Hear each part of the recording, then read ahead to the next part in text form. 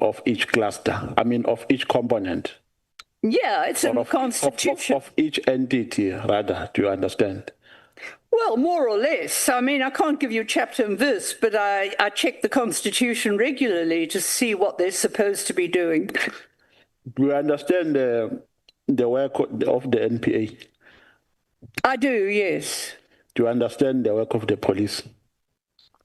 Yes, I mean, I understand the role of the police, the SAPS Act, the constitutional provisions about ministers and what they should do. Yeah, before I go to my ultimate question, because these are just questions leading to an ultimate question. The problem with you is that you, in your evidence, largely that you have tendered so far, you keep on saying you don't know. And when we were intervening here, when you were being evasive, when you were evasive, I said to you, largely you are relying on hearsay. And the unfortunate part is that the hearsay evidence is evidence whose credibility relies on a person other than the person giving evidence. So the evidence that you are giving here, its credibility doesn't rely on you because you distance yourself from it while you are the one who gave it here. That is my problem. And I don't have a problem with that. I have a problem with the fact that your evidence or your perspective on the PKTT influenced an executive decision. That's why I have a problem. I don't have a problem with you damsacking. That is none of my business. But the problem here is that we have damsacked at the expense of South Africans. That is my biggest problem with you.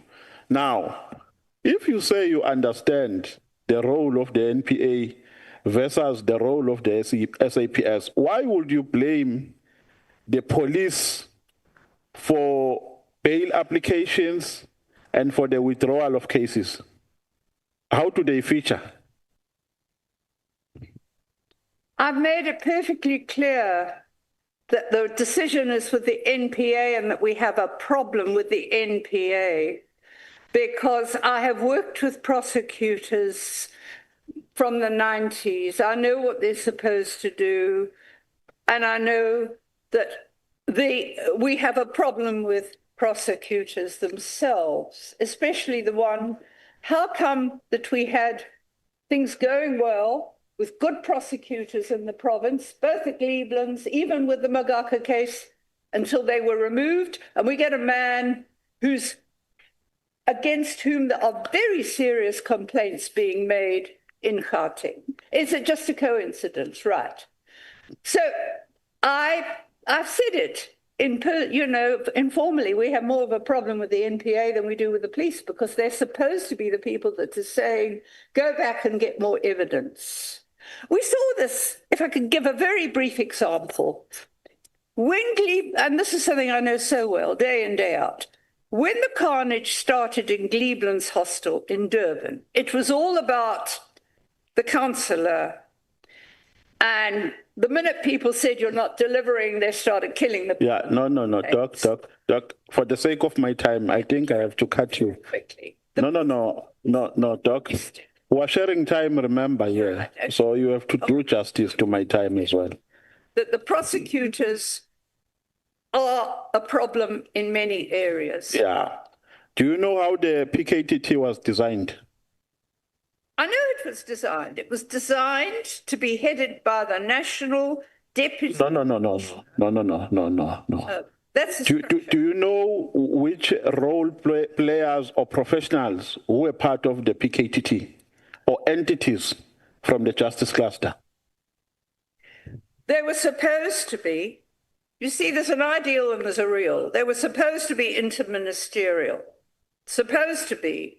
But we've never seen a report. No. I mean at a grassroots level. Do you know the components or entities of the Justice Cluster who were part of the PKTT? They were supposed to be the correctional services, the prosecution, intelligence, police, and forgotten the other one now off the top of my head. So that's supposed to be. But they were never part. I've never seen a pronouncement coming from that interministerial team. It was always in the rare pronouncements. I think there were two of them. So if I put it to you that it consisted of the police and the NPA as well, then that would mean you don't know how it was formulated. No, I know that. I've just said it. It was police, justice, interministerials. No, remember you said they were supposed to be, and you further said you were not aware if they were part because an announcement was not made. You remember? That's what you said. And then, no, what happened is it was announced as interministerial with those components, right? Then after that, the only public announcements, and there were very few, I can remember two, but clearly there was no mention of any reports coming from an interministerial team in the public. In the public. So. In the public. Yeah. So you analyzed it at a face value. When you say in the public, because you don't know if such reports were given in internal meetings. Because there was a reporting mechanism, remember? Internal reporting mechanism that was put in place. So you don't know whether that mechanism or those processes were followed. Well, to tender reports. Should they not have been public? Or your expectation was that maybe a media briefing should be called and they are made available to the public. Is that what you are saying? It was clearly who called the media briefing. Okay. You know, another problem I have here is that I think from page 1 until the last page of your statement, you keep the gist of your concerns around the operation of the PKTT is centered around the alleged victimization of victims. So the conclusion which I draw here is that you were mostly concerned about the victims and not, the accused, sorry. It's centered around the accused people. Some are in custody, some were not arrested. Some, according to your allegation, were harassed by the police. And you say nothing about the victims and the families who lost their loved ones. On the contrary, I'm very concerned. Mrs. Magaka Senior has been sitting in court for 7 years with no progress. And that was why, and the hitman wanted to confess and tell the story. She just wanted to know why her son was killed. And she's not the only one. Some of those cases have dragged on and on.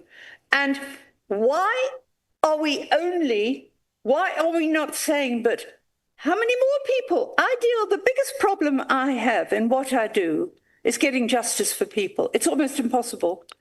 People have no closure. And we're not talking just a select group of politicians. We're talking South Africans generally.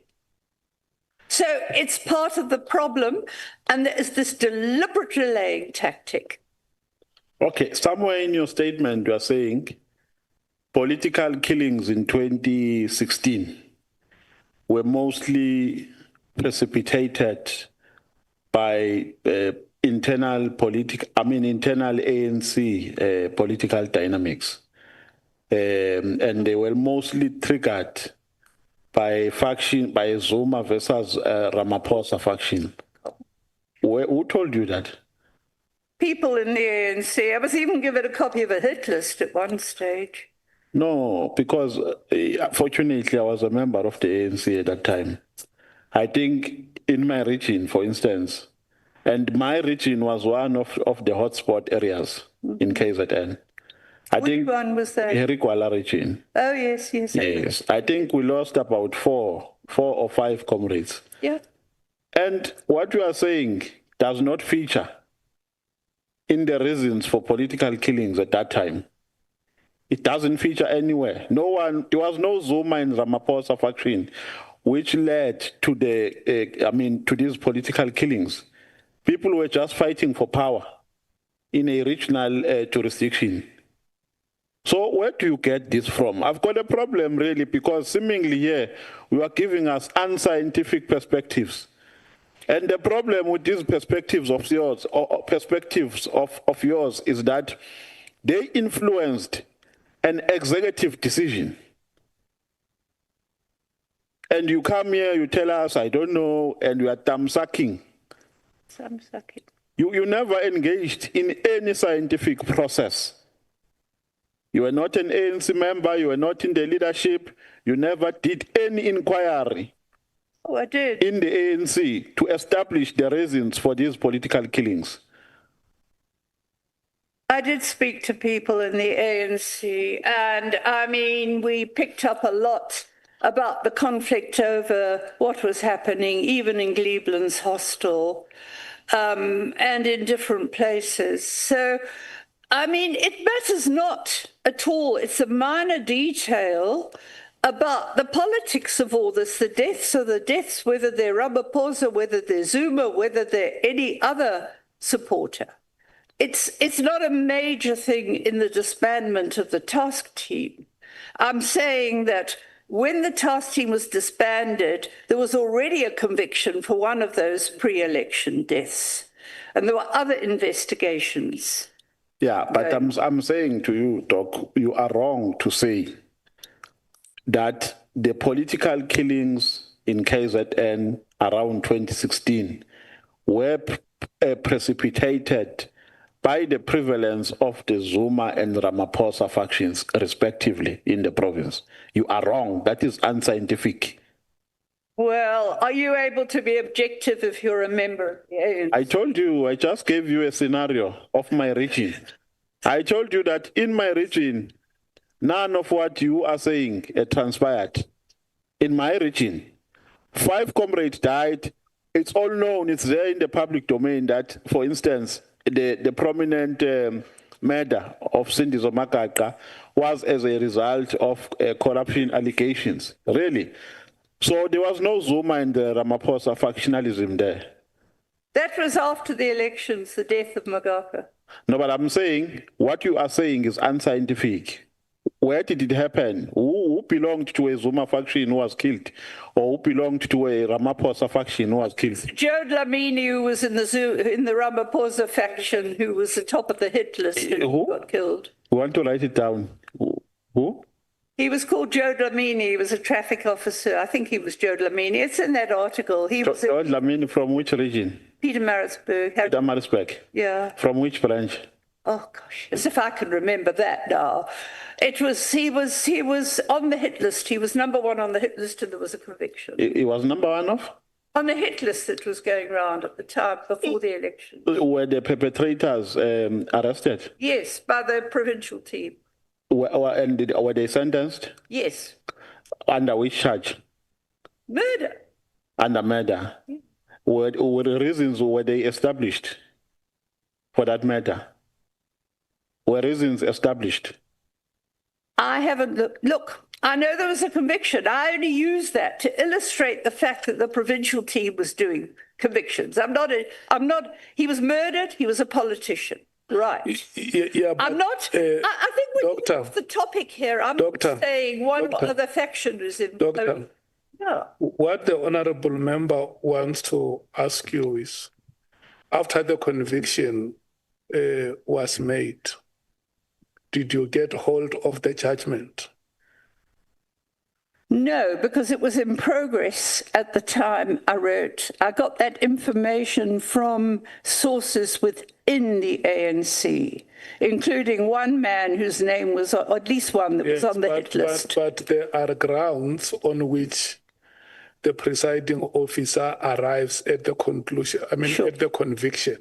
I know. That is what he wants to know. Yeah.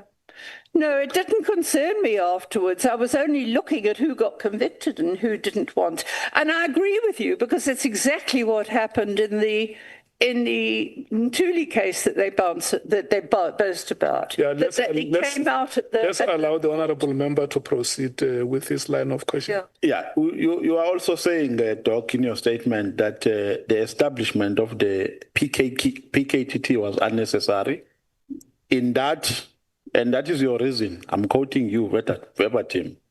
In that it was led by General Mkhwanazi, General Khumalo, and Captain, I think it's flying from the NIU.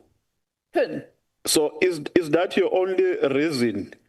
Is that the only reason that you rely on to suggest that the PKTT was unnecessary? Because the expectation, as I was reading your statement, was that you will go further to explain why you say it was unnecessary. You have just limited it on who was leading it, and it ends there. No, it's one of the reasons. I mean, to start with, I've never heard of an investigative team that hasn't got a senior detective leading it. I mean, it's just one of the reasons. Okay. So you and my observation based on your statement is that you never agreed with its establishment from the inception, correct? No, at the inception, I had an open mind.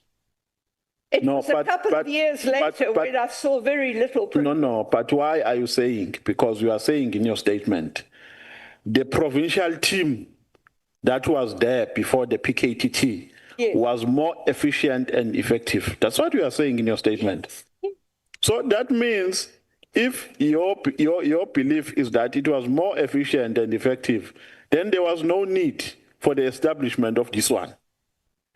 And you even say the arrest of Sindiso Makaka was made by a detective of the provincial team, not the PKTT. The PKTT hubotized it because cases were later withdrawn. That's what you are saying in your statement. So that is why I'm saying to you, you never agreed with its establishment from inception. Oh, I need to explain. I didn't understand why. Can you speak through your mic? Yes, no, because I didn't. No. Your mic. Yeah, not yes, no. Your mic, yeah. I didn't understand why it should be established, but we had all this going on about, well, the Morani Commission said it should be. I thought, well, let's see what it does. And then I couldn't actually find out much about it, what it does. And 2 years later, it didn't seem to have done much at all. You are also saying that some accused people did not get legal representations, and you attribute that demise to the PKTT. No. I'm not saying it's because of the PKTT. It's much wider than that. People are being let down. The PKTT victims, like the let's use the hitman because it's such a Mkhwanazi. I mean, they're getting legal advice, but not. The lawyers are often, the legal aid offers are often inexperienced, and the prosecution is quite intimidating, and various people independently have given information about bribery being fairly common. So I don't know who is getting bribed and who isn't. But no, but do you know that because you have made that criticism under your criticism or within the criticism of the PKTT, the issue of legal representation. Do you know that it's a responsibility of the Legal Aid Board to give legal representation to people who qualify to get it? I know that. So the police enter nowhere in that space.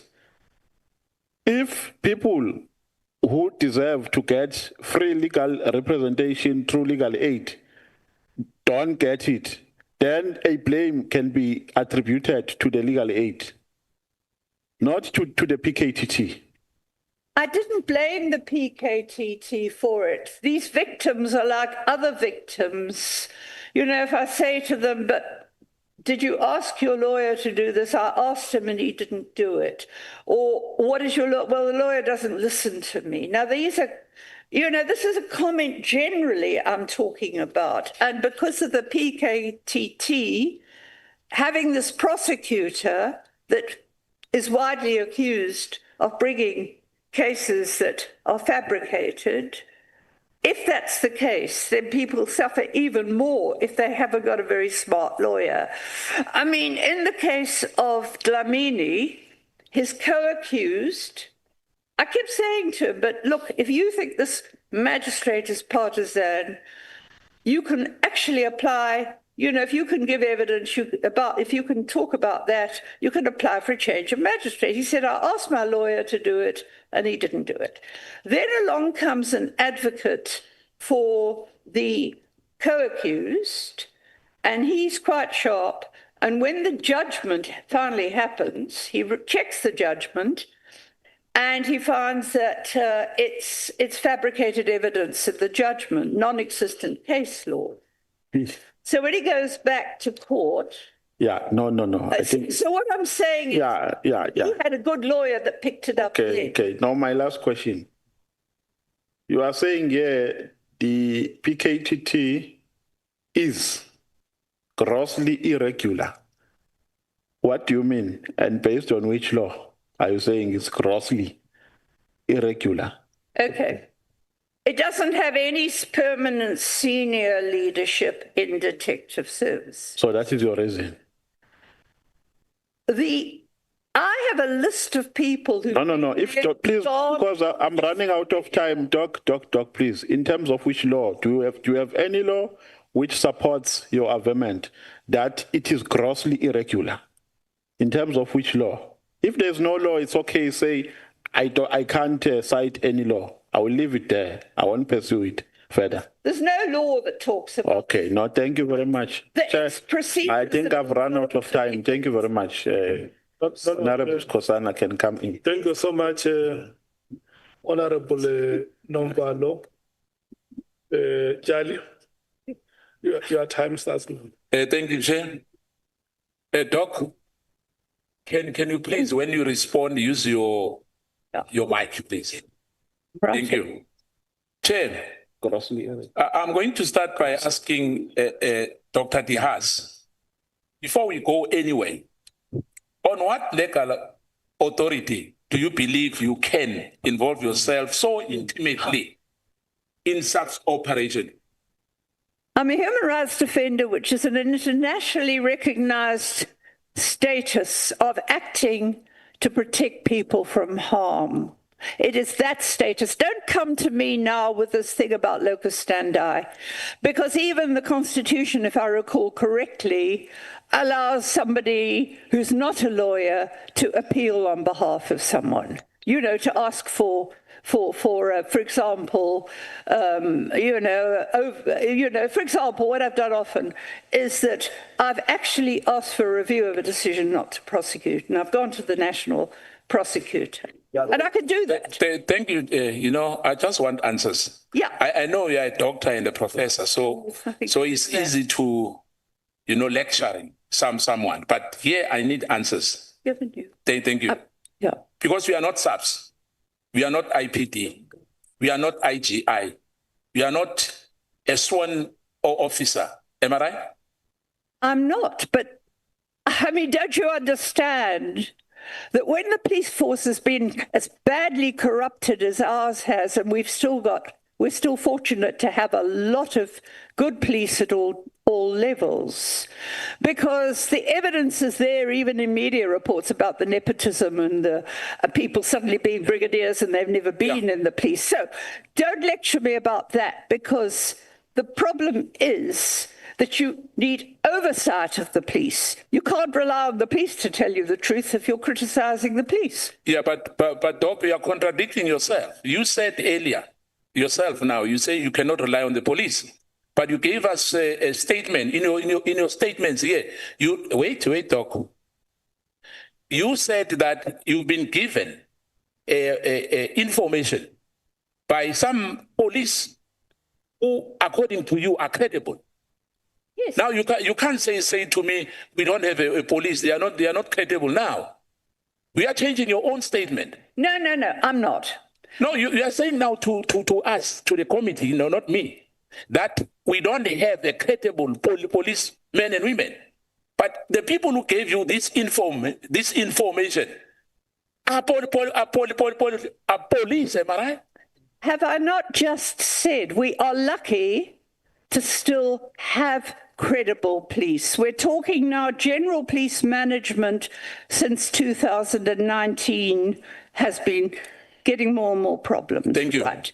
But we're talking that there are still credible people in the police, and those are the people I am supporting. So in other words, the only credible people are those who are coming to you. Those who don't come to you are not credible. Wait, Doc. Wait for the question, please. I always ask, don't be emotional. Let me ask you a simple question. Because you've been following this ad hoc committee, am I right? You've been following it. Listen to everything. I've got too much else to do. Thank you. Now, is General Mkhwanazi credible? I don't believe he is. And I don't believe General Mkhwanazi is credible. And is General Malo credible? Nope, definitely not. Is General Sibia credible? Pardon? Is General Sibia credible? No, that I don't know. I haven't done enough to deal with him. No, but I don't know if he's credible. No, but Doc, others you know. The other two I ask you, you know that they're not credible according to. And Masemola, he perjured himself to Parliament. No, I'm not yet there, Doc. Yeah. Okay. We'll come later on that. Honorable Skosana, let's hear the last statement that you say, Doc. What are you saying? You say Masemola what? He perjured himself to Parliament. You can ask the committee. I put a formal complaint in. What happened was, at the end of 2022, just after Patricia Mashale had almost been killed, they asked us to give evidence. They didn't let us, and Masemola gave evidence that was lies. I was not saying that. You must explain. I just want to hear this. You say Commissioner Masemola perjured himself to Parliament. Yes. And I'm also told that General Mkhwanazi changed his sworn statement. I don't know if that's correct. No, Doctor. Doctor, I don't. You know, when I talk to you, I talk to you as a young South African who must learn from you. So, whose decision is it that Commissioner Masemola perjured himself before Parliament? He gave in December, or was it the 30th of November, 2022? No, yes. He did. He told lies about Patricia and Gordon Mashale. That's when it happened. Doctor, the question is, whose decision is it that Commissioner Masemola perjured himself before Parliament? Because the facts were shown to be wrong. Whose decision is it?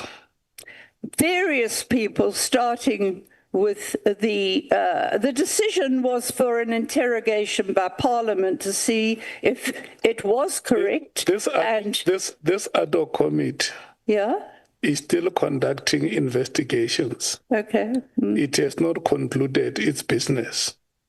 But that's why I'm asking yourself, whose decision is it that Commissioner Masemola perjured himself before a committee of Parliament? Whose decision is it? I first wrote to the Speaker because the problem was that what he said was repeated and published without any. And then I sent a formal complaint to the police committee. Can I respectfully ask you to withdraw that statement, because as a committee we have never arrived at that decision. As the chairperson of this committee, the committee you speak about is chaired by me sitting here. Okay. We haven't arrived at any decision that Commissioner Masemola perjured himself before Parliament. May you please withdraw that? Well, can I say he allegedly perjured himself because... No.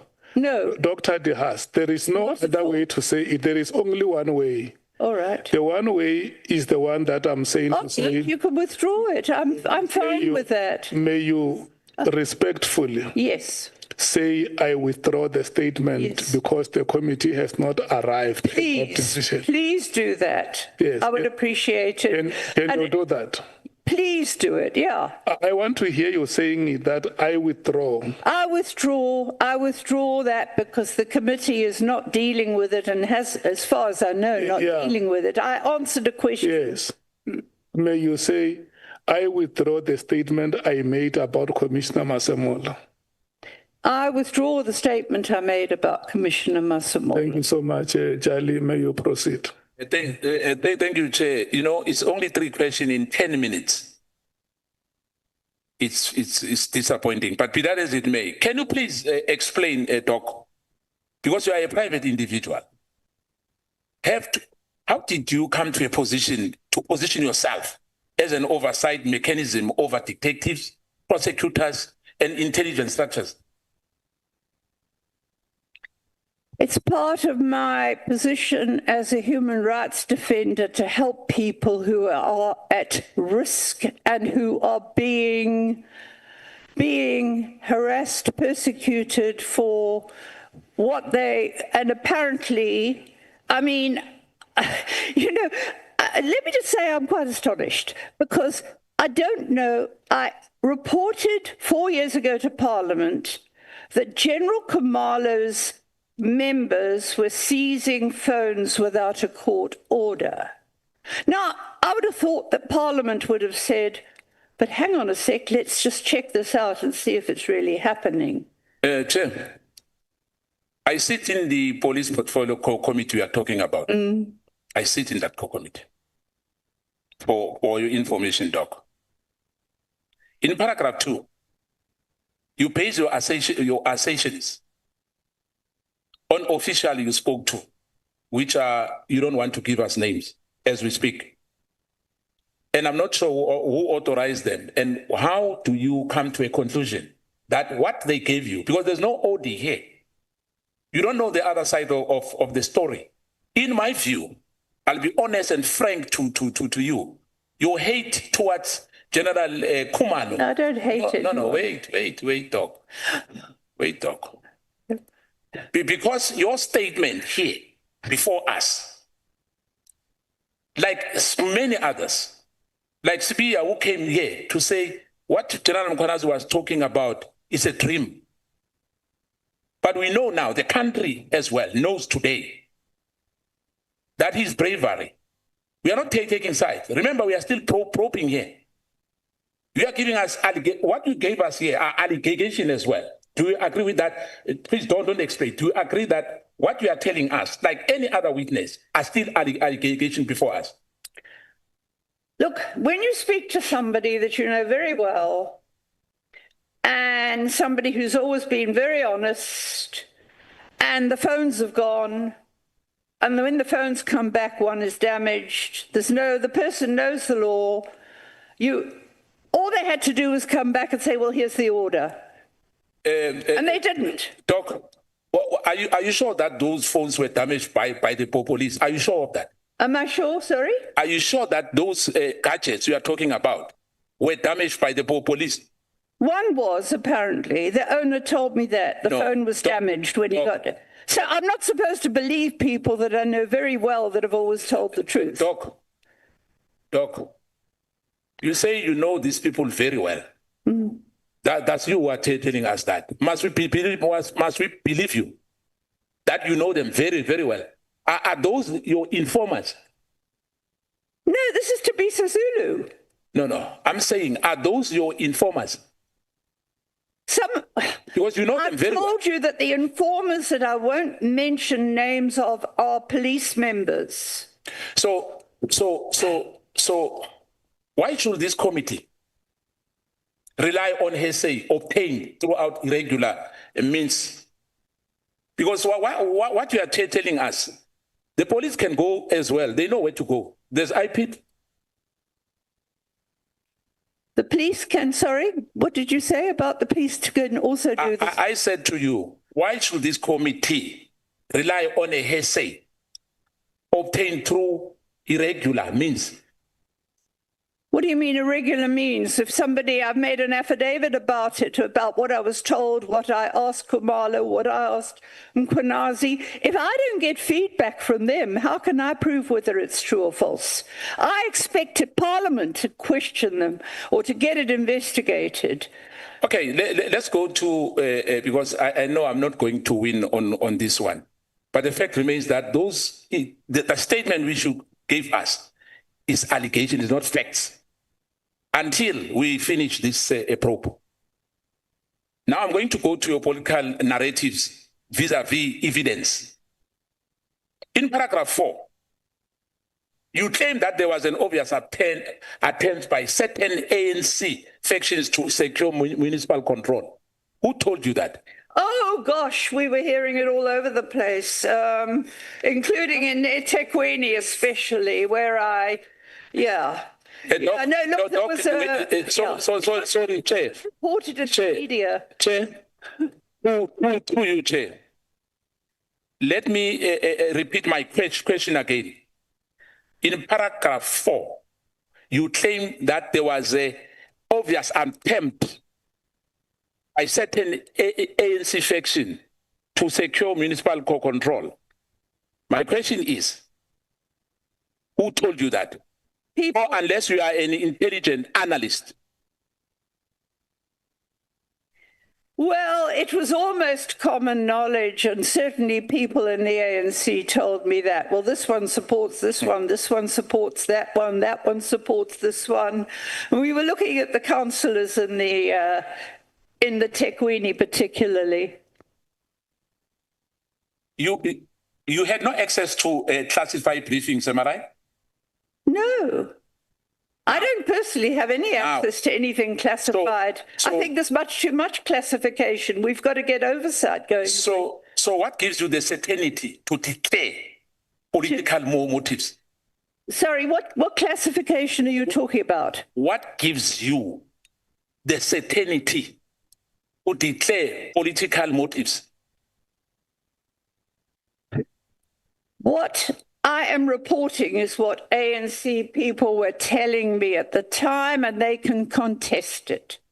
They show you to them to contest it if they wish. Do they show you their membership card to say these are? Well, I know some of them are.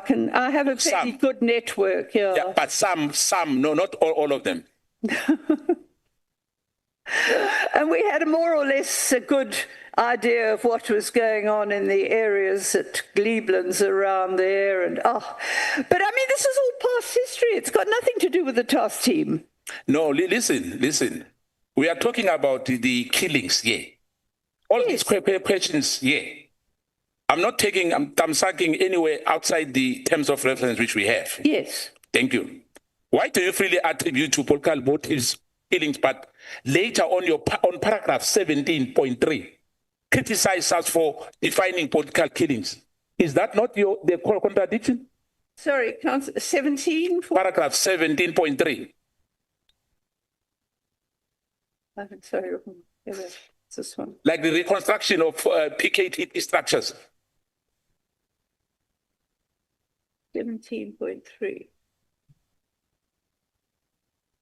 You mean I tried to explain, I've worked with since 1990, since the establishment of the Goldstone Commission, and there's been a consistent teams that always have senior detectives in charge. Yeah, in fact, let me just help you. Judge Goldstone was an apartheid judge in 1990. We're not transformed in this country during those years. And I want to put it to you that those issues which you are really familiar with invoke the pains of South Africans. If you are talking about Judge Goldstone as if he's an angel, with me, we are completely wrong. But be that as it may, let's go further because there's no time now.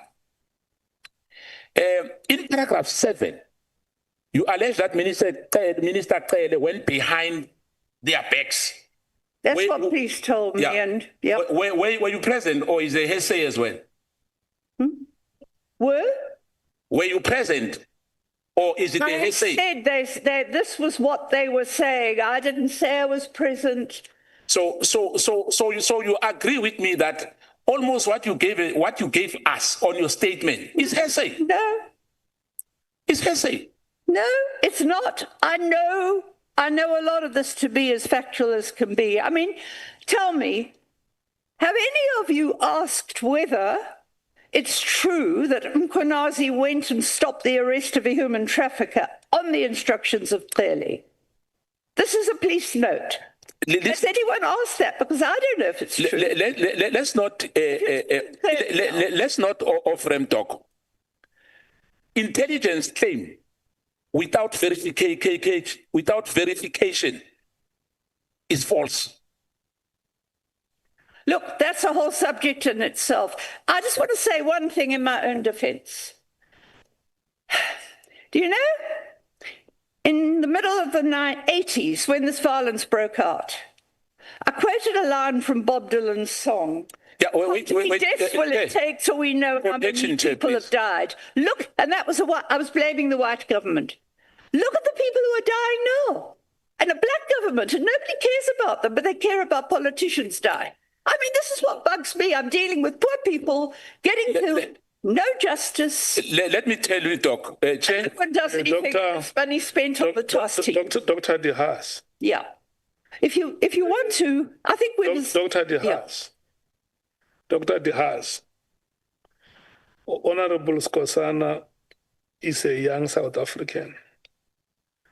And when a young South African appeals to the chair to say he needs protection from a senior citizen, I get worried. Because, you know, I have respectfully requested you that sitting here as young South Africans, we want to tap wisdom from you. And I want him to tap wisdom from you. Honorable Skhosana. Yes, before I conclude, because I know the chair will be saying to me, it's time up. Let me say this quickly. Yeah.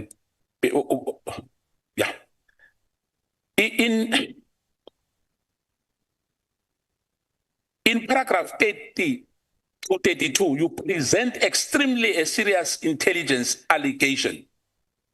You then admit in your own way, I have no way of confirming any of these allegations.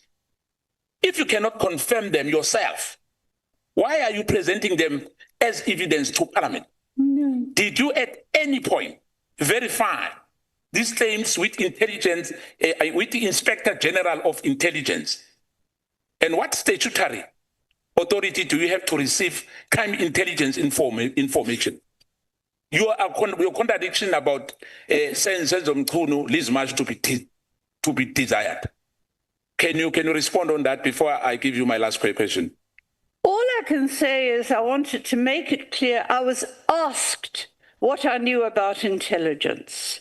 I gave a very general report about what I had heard, not specifics, allegations, and I said I have no way of knowing whether these allegations are true. I would not have even included that had I not been asked to do it. In fact, you said in your own way that you expected Minister Mkhunu to do nothing.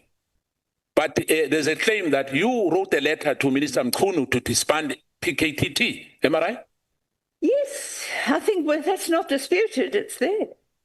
Lastly, Chair,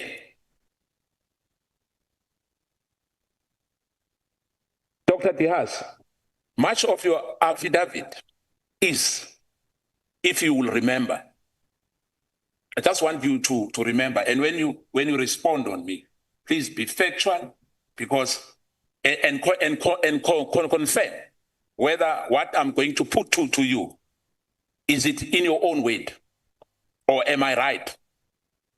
Hearsay, Chair, I want to make it clear. No, wait, Doc. The statement which were given to us is hearsay, unverified allegations, opinions, narratives from accused persons, leak intelligence, and reconstruction based on anonymous sources? Why should this committee treat any of this so-called reliable evidence put before us? Can I explain that most of it is not hearsay to me? It's what lawyers, what victims, what community members have told me. I don't know about, I raised intelligence because I was asked to and because I wanted to motivate this committee, or not this parliament, to rush that civilian control of intelligence through. Remember, Cindy Mkhwanazi's report saying it's urgent because of the creeping culture of secrecy. That's why I put that there. Let me say this to you, Doc. You spoke about the 1980s. The national commissioner, then he was working for the special branch. Wait, no, I haven't finished. I don't know what hence I don't know what you're going to answer, because I'm still telling you that some of us, he tortured us in the 80s. Now, sure.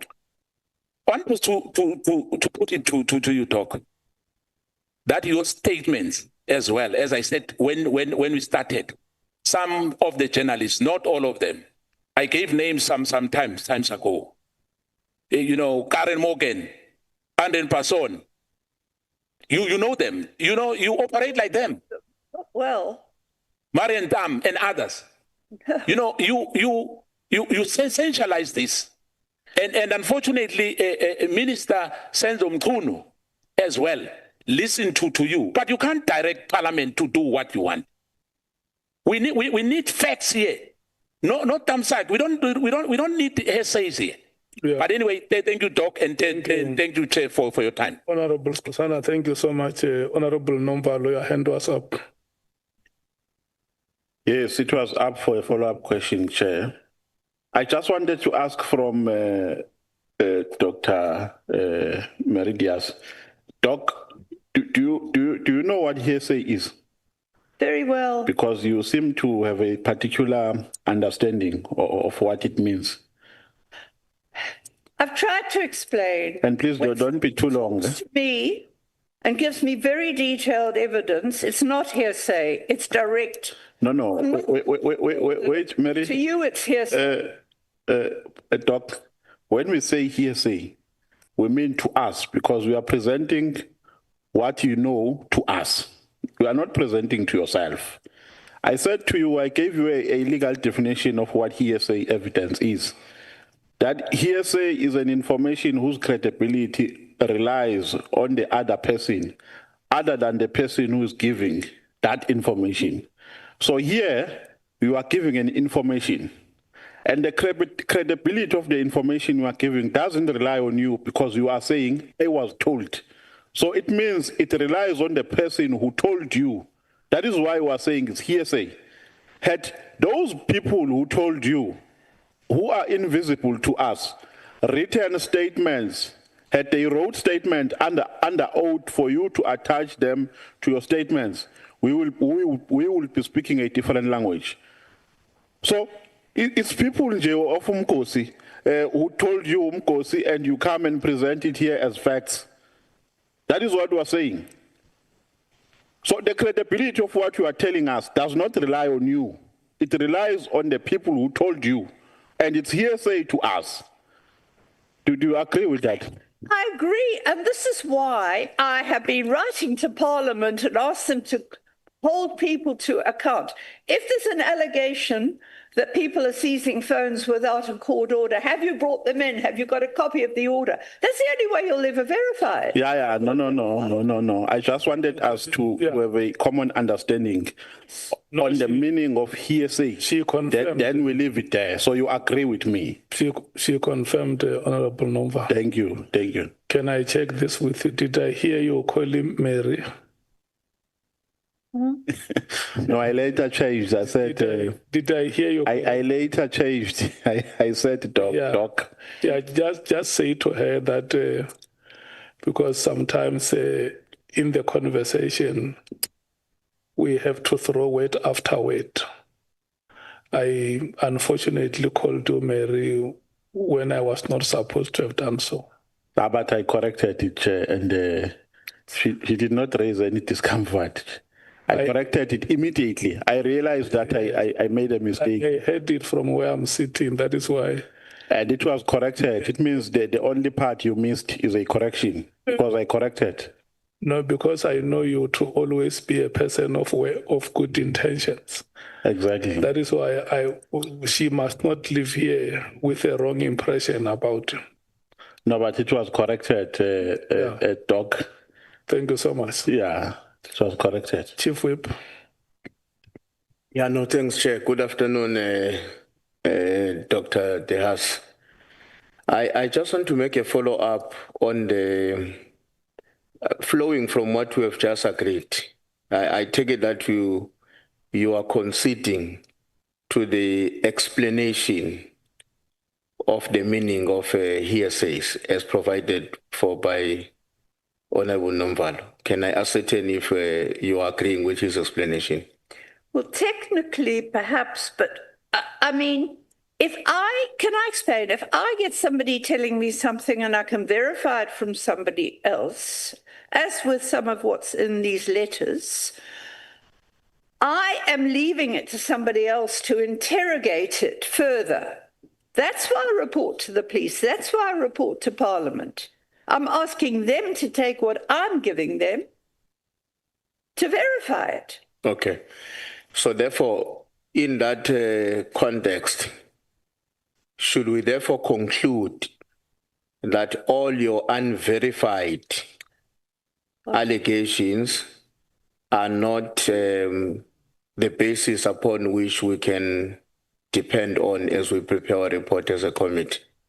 May I ask if you have asked General Mkhwanazi and General Khumalo for verification of everything they've said? Okay, I'll answer your question, but please answer mine first, because I asked her first. Look, I am reporting what I believe is true from different sources about the political killings team.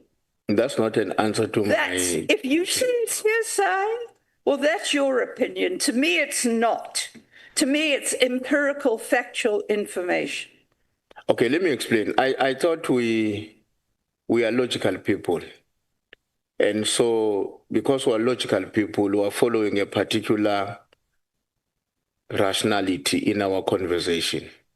That is why I said it therefore flows from what Honorable Nomvalo has said, that therefore it would be rational for us as a committee of parliament to treat your evidence before us to a larger extent as he has said, because it's until there's a verification about it.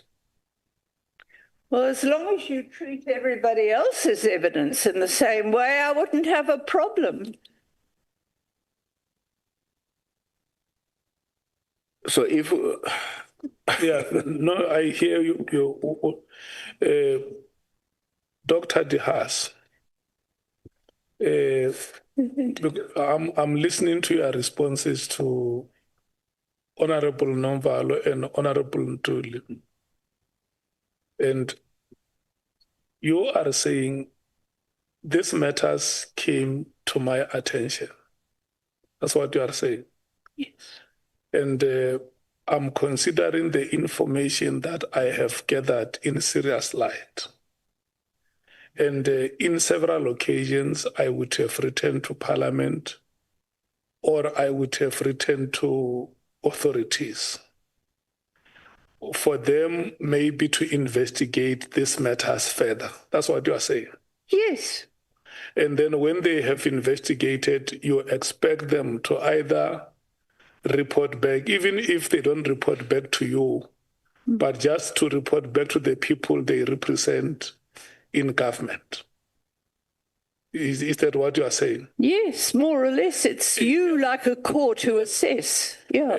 And that the evidence that you have deposed in your statement, and maybe that you would have presented here orally, is evidence which is still pending verification, because at the time you wrote, it was still not verified.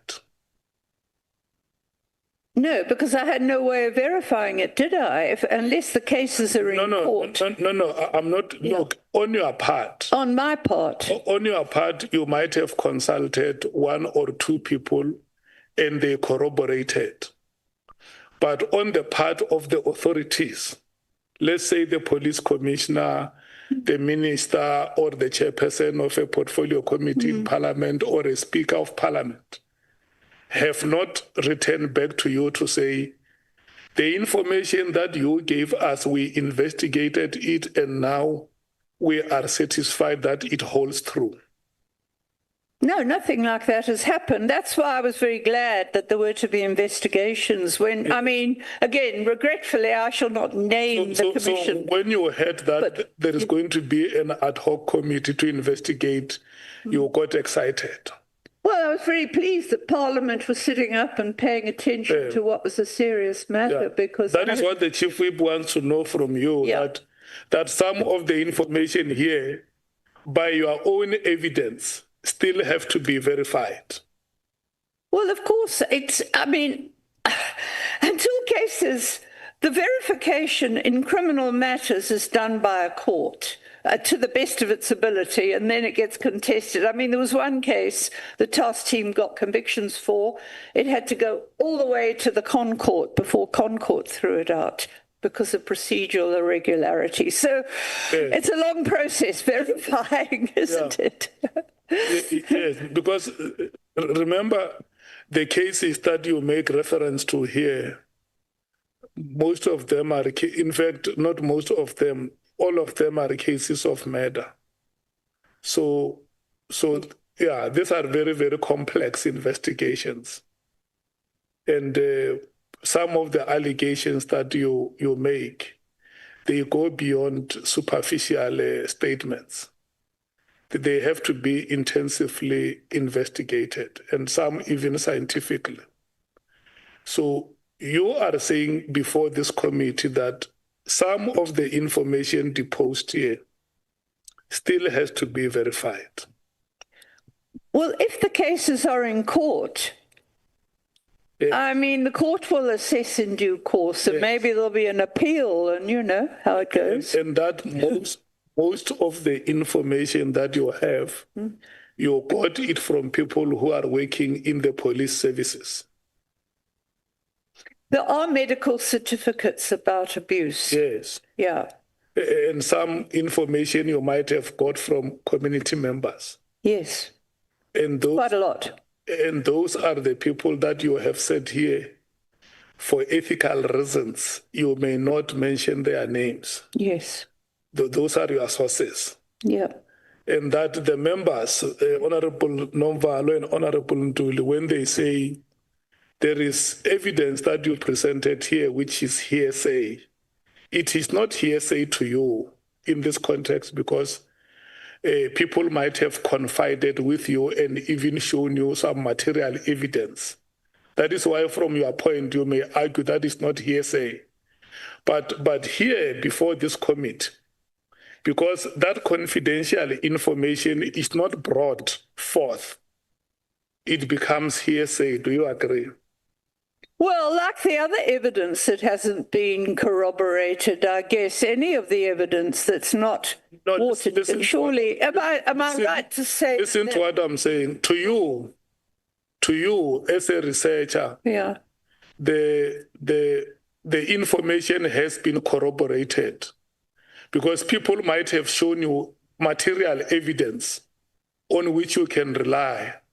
Let's say somebody says, I want to show you a medical report. And then they produce the medical report to you. It does no longer become a hearsay to you. But when you appear before a committee of parliament you appear before a court of law, you make a statement and say, Soviet was suffering from this kind of illness, and they ask you, where is the medical report? You say, no, I can't produce it because it's a confidential matter. It becomes hearsay. Do you agree with me? That is exactly the point that the two honorable members were probing for you to through your wisdom, come to a point where you say, yes, I agree with you that because I would have confirmed the information myself and it's confidential, I would not be able to bring any evidence before you unless my sources volunteer to come and present it before you. For me, it might not be hearsay because I have confirmed it. But before the committee, in the absence of any evidence, even if I, as Dr. De Haas, might have seen it, but when I appear before you without any material evidence, you rightfully consider that as a hearsay evidence. Yes, although, can I just make one point? You must remember that in two of the cases that the task team did, let's take Mkhwanazi case because that's well documented. The case was withdrawn by the court, so I presume they found too that there was no evidence in terms of the section of the CPA. Yes, it's true. They will find, even if you have the evidence, the court will find that there is no evidence because it has not been presented before court. You get it? Yes. Yeah, it was a court outcome. So you agree with what you are saying that you might have confirmed, you might have seen documents, you might have seen this and that. But if that information never appears before any competent authority, it will remain hearsay regardless of how truthful that information is. And that is why in your own word of mouth, you have also said, I have written to several authorities because I wanted them to further investigate these allegations. Thank you so much. The Democratic Alliance, Chief Whip, are you satisfied? Okay. The Democratic Alliance. Thank you, Chair. Is it you and Honorable Kola Barnett? That's correct, yes, Chair. You will tell me when you are done. Thank you so much. Yes, Chair. I just want to confirm we have half an hour to split between the two of us, correct? Do we have half an hour between the two of us? You have 40 minutes. 40 minutes. Okay. 2020, so it means at 6:10, when we break, you are the ones who will take us to break. Okay. Because we can't go beyond 3 hours in a session. 100%. Yeah. Thanks, Chair. Thank you, Dr. De Haas. I want to start by asking, do you enjoy speaking to the media or to give interviews and statements or public talks about these kinds of allegations? I don't enjoy it. I don't enjoy any of this. I don't get paid for it. I risk my life. I give my time. But nobody else does it. And that's why I do it. Yeah, sorry. Of course, sorry. Are we still working both ways? Would you say that in these public forums you present your views with a great deal of confidence? Would you agree? Generally speaking, yes, I think so. I do. I try to. I mean, when I put out public reports, people can say that's wrong. They can interrogate it further because I'm very against any secrecy. May you please come and sit here so that you can face it? Because I see that I have been a teacher before. You know, a teacher always wants to get that. Yeah, you sit here and then talk directly to.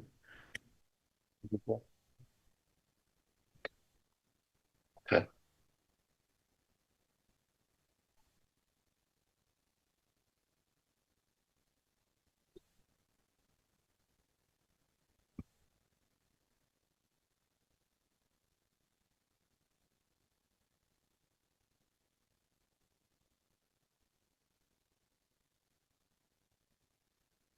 Answering that, I'm a scientist. I understand.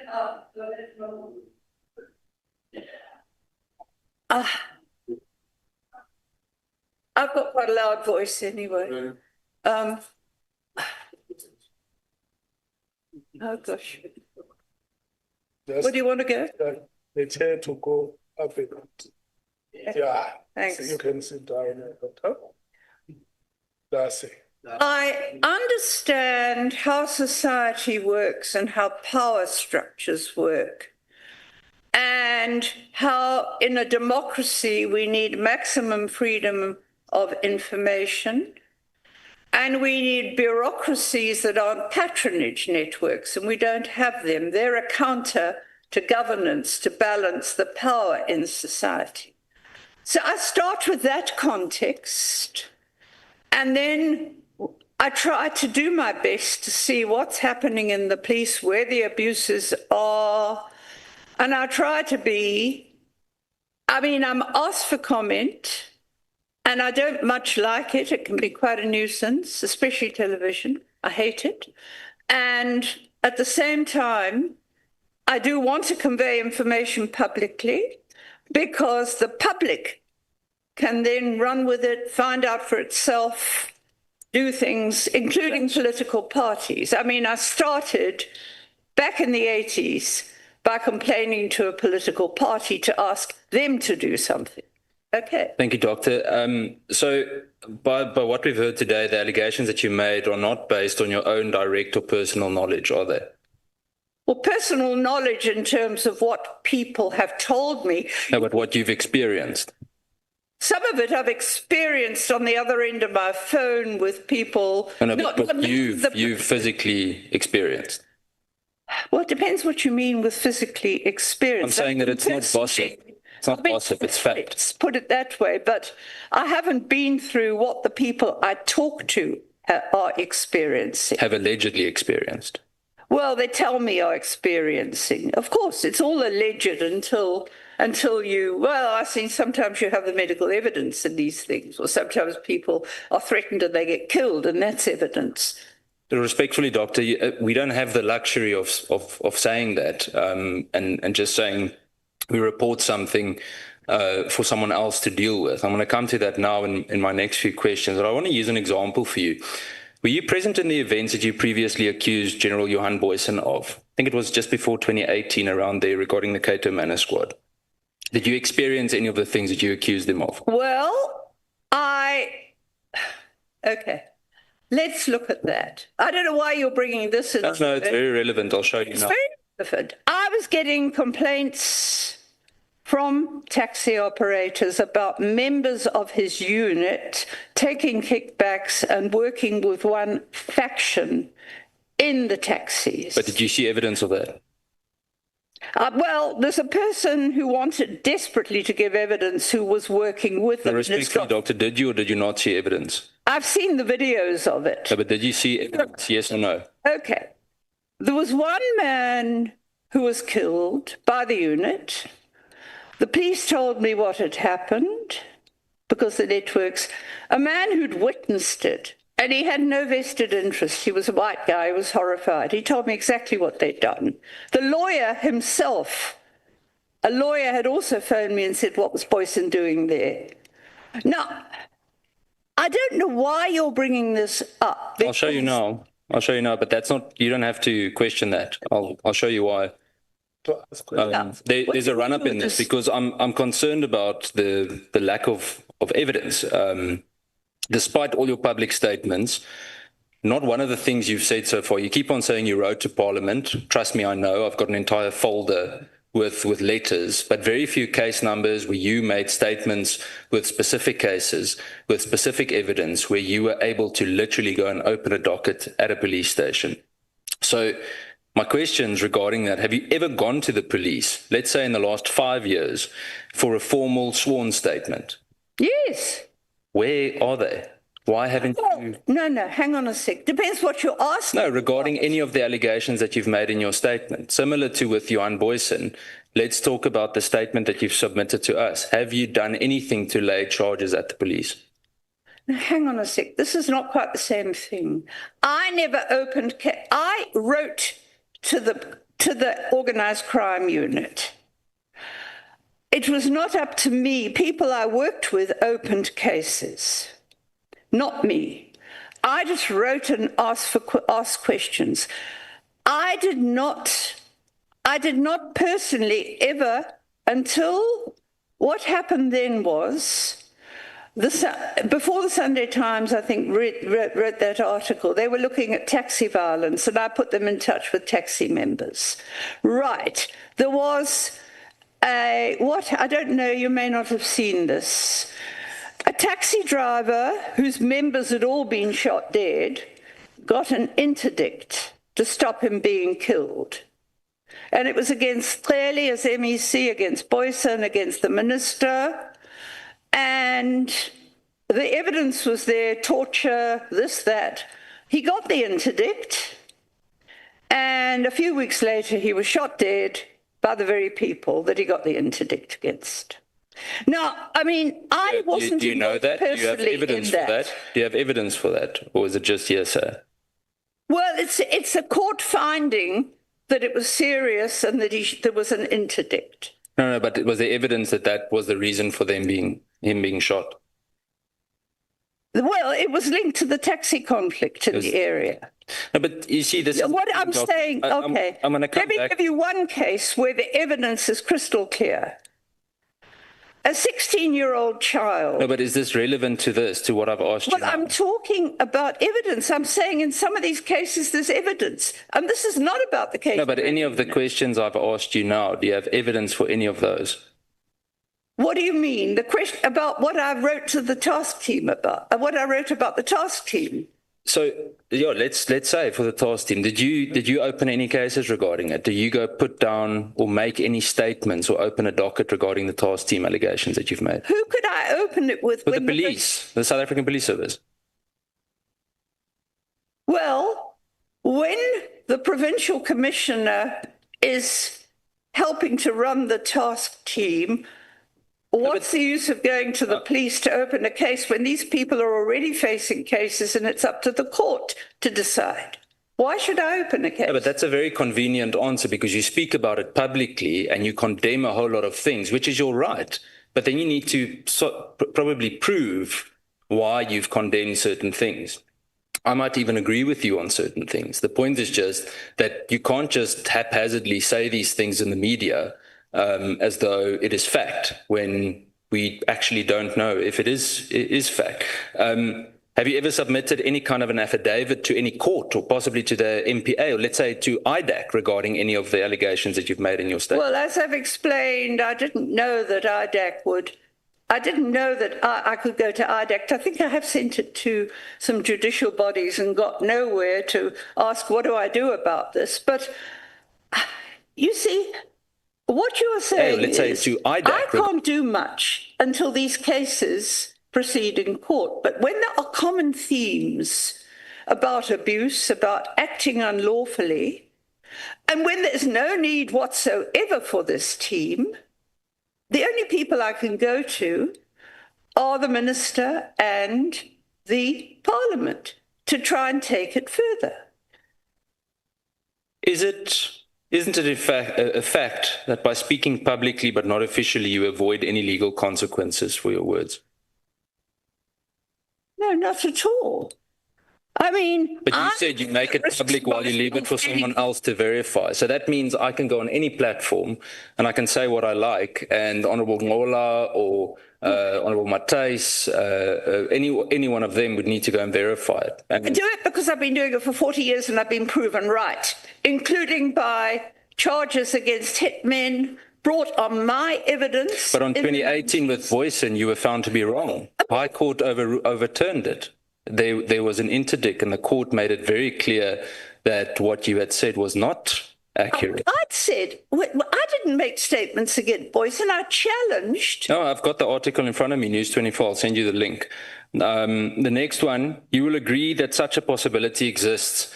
Let me start with this one maybe. No, I'm confused now because I wrote to I believe that if you want to focus on Boyson, I believe the racketeering charges were wrong. There was no evidence, but I believe that in some of those cases, like the taxi driver, there was independent police. Let me refresh your memory, Doctor. You said that the original report on the Cato Manor squad, you couldn't see why any anything would be wrong in it. That's what you said, despite the fact that court later proved the relevant. I did not approve of the charging. I never said that the racketeering charges. I did say that I realized that there were charges that should have been brought. In fact, Advocate Batoy sent the dockets back and told the advocate in KZN so you to can see evaluate. there was a mistake in what you said. There was a mistake in what you said. Mistake. What was I talking about? Well, I'm telling you now that regarding today and the questions we've asked, or I've asked you regarding General Boyson, is that I would not go as far as even saying, yes, I hear what some of my colleagues say. I would sue you for defamation. You just haphazardly say things about people. We don't have that luxury, because if we do that, we get ethics complaints against us. And I can refresh your memory on that as well. Yeah, are you aware that General Boyson took your allegations to High Court? Are you aware of that? Yeah, and have you? And you're aware that the High Court ruled? Are you aware that the High Court ruled in his favour, finding the allegations to be baseless? Are you aware of that?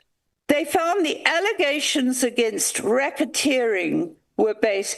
The cases dragged on. They were withdrawn. They were sent back to the provincial DPP for an individual assessment, which I think should have happened. They should have been. But you are aware, the point is you are aware that High Court ruled in General Boyson's favour, finding that the allegations were baseless. When was that? That they ruled that it was baseless? 2018, I'll send you that link as well. The court, after examining the actual evidence, disproved the very gossip you have been spreading. Your campaign against General Boyson, in fact, has been legally discredited by a judge. And you've previously justified your refusal to name names by citing a right to remain silent. Am I correct? Hang on. Is this when the charges... I'm confused. Is this when the charges against all of them were withdrawn after years and years of the carrying on? Because the Boyson charges had been withdrawn before that, as I remember. And I think the Boyson charges were completely out of order. There was at that stage, no evidence for racketeering. Dr. De Haas, let's clear the slate, because I think we're speaking past each other. In terms of what was said today, you have previously, or you said today, that the right to remain silent is a protection for an accused person facing criminal charges, isn't it? That is part of what's allowed. You're not the accused here. You're a witness, or at least you are posing as one. Do you understand the difference? Well, I was called because I'm a witness, I take it. Or no, I was called to give evidence. I'm not a witness to any... But what I don't understand is I don't know what this has all got to do with what is happening with the task team, because it's a very different situation. Well, it's quite simple. You made certain allegations. You don't have evidence to back it up. We need to see the evidence in order for us to write a report, to make recommendations to Parliament. So you're not the accuser, you're a witness. A witness has a moral duty to come forward with evidence, not to hide behind the rights of the accused. So do you understand that? The accused also have rights, you know. But you're not the accused. That's my point. You're not the accused, though. You're the witness. So when you invoke the right to remain silent, you're either fundamentally confused about the law, or you're using it as a shield to avoid accountability for your unsubstantiated claim. So which one is it? Look, the only thing I have refused to divulge is the names of policemen who gave me information. The rest is public. And I wrote to Parliament hoping they would call people in and interrogate the matter. Right. You know, did you get orders? Tell us. Show us the orders you got. Did you get this, that, the other? Now, I have a duty as a human rights defender to report abuses. I have got nowhere, I'm afraid, and I mean, that's another whole story, that IPID itself is not functioning properly. There's a whole story there. But and let's pause. What you said. What I could do is go to Parliament and say, will you just call the minister in and ask him these questions and see if... You just said you have a duty to protect people's rights, correct? Yes. Don't you have the same duty to not defame people or to not make wild accusations without evidence? Wild allegations. I'm making allegations. So everything in your statement you've got evidence for. Look, and don't get me wrong. I know that sometimes we have to join the dots. Evidence. In this statement, I'm reporting very clearly what people told me and what appears to be credible information that I want investigated. That's why I read what this. Appears to be. How do you know? You can't say. It seems you just said it. I'm just quoting you. But I'm just saying, it seems very likely when different people say the same things quite independently, when they talk about the torture, when they talk about the seizures, when they talk about this, there's a parallel, different people who don't even know each other. I have a duty to say this is a pattern. It's a pattern that's that's emerging. And that's what I'm saying, and I want it investigated. You are 100% correct that you need to report those things. What I'm saying to you is that if you make accusations, public statements and accusations, like earlier when you were saying certain people aren't legitimate, I can't remember the exact word that Honourable Skosana used, but I think you asked if certain people were credible. If you make a statement like that, you need to be able to back it up. You can't just make a statement because of what someone else said. I understand that sometimes you need to join the dots, 100%. Sometimes we don't know 100% of something. We know 80% of it. And I get that then we have to speak about context and openly say we're not sure about this or that. But to just go out with sweeping statements and to create the impression like everything is wrong or everything is fine creates a significant misrepresentation. I want to ask you, and just as a correction, maybe, you said earlier that Parliament didn't respond to your complaint from late last year.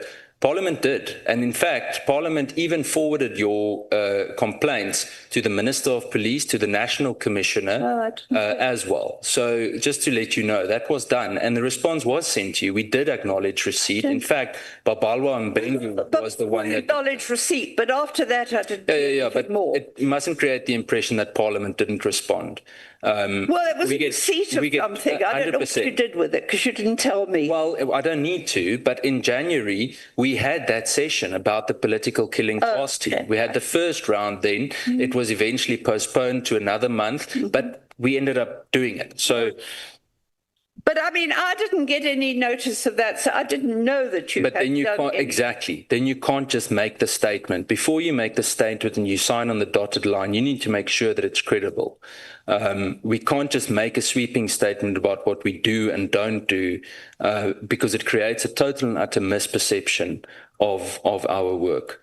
Well, look, I've had responses in the past to say thank you and we'll do this or do that, and I didn't, so I assumed nothing was being done, but thank you for correcting it. No, I hadn't been told that before.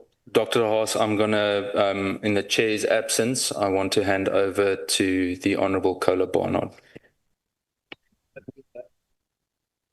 Yeah, no, as the acting chair, thank you, Honourable Cameron. Honourable Barnard, it's your time now. Thank you very much.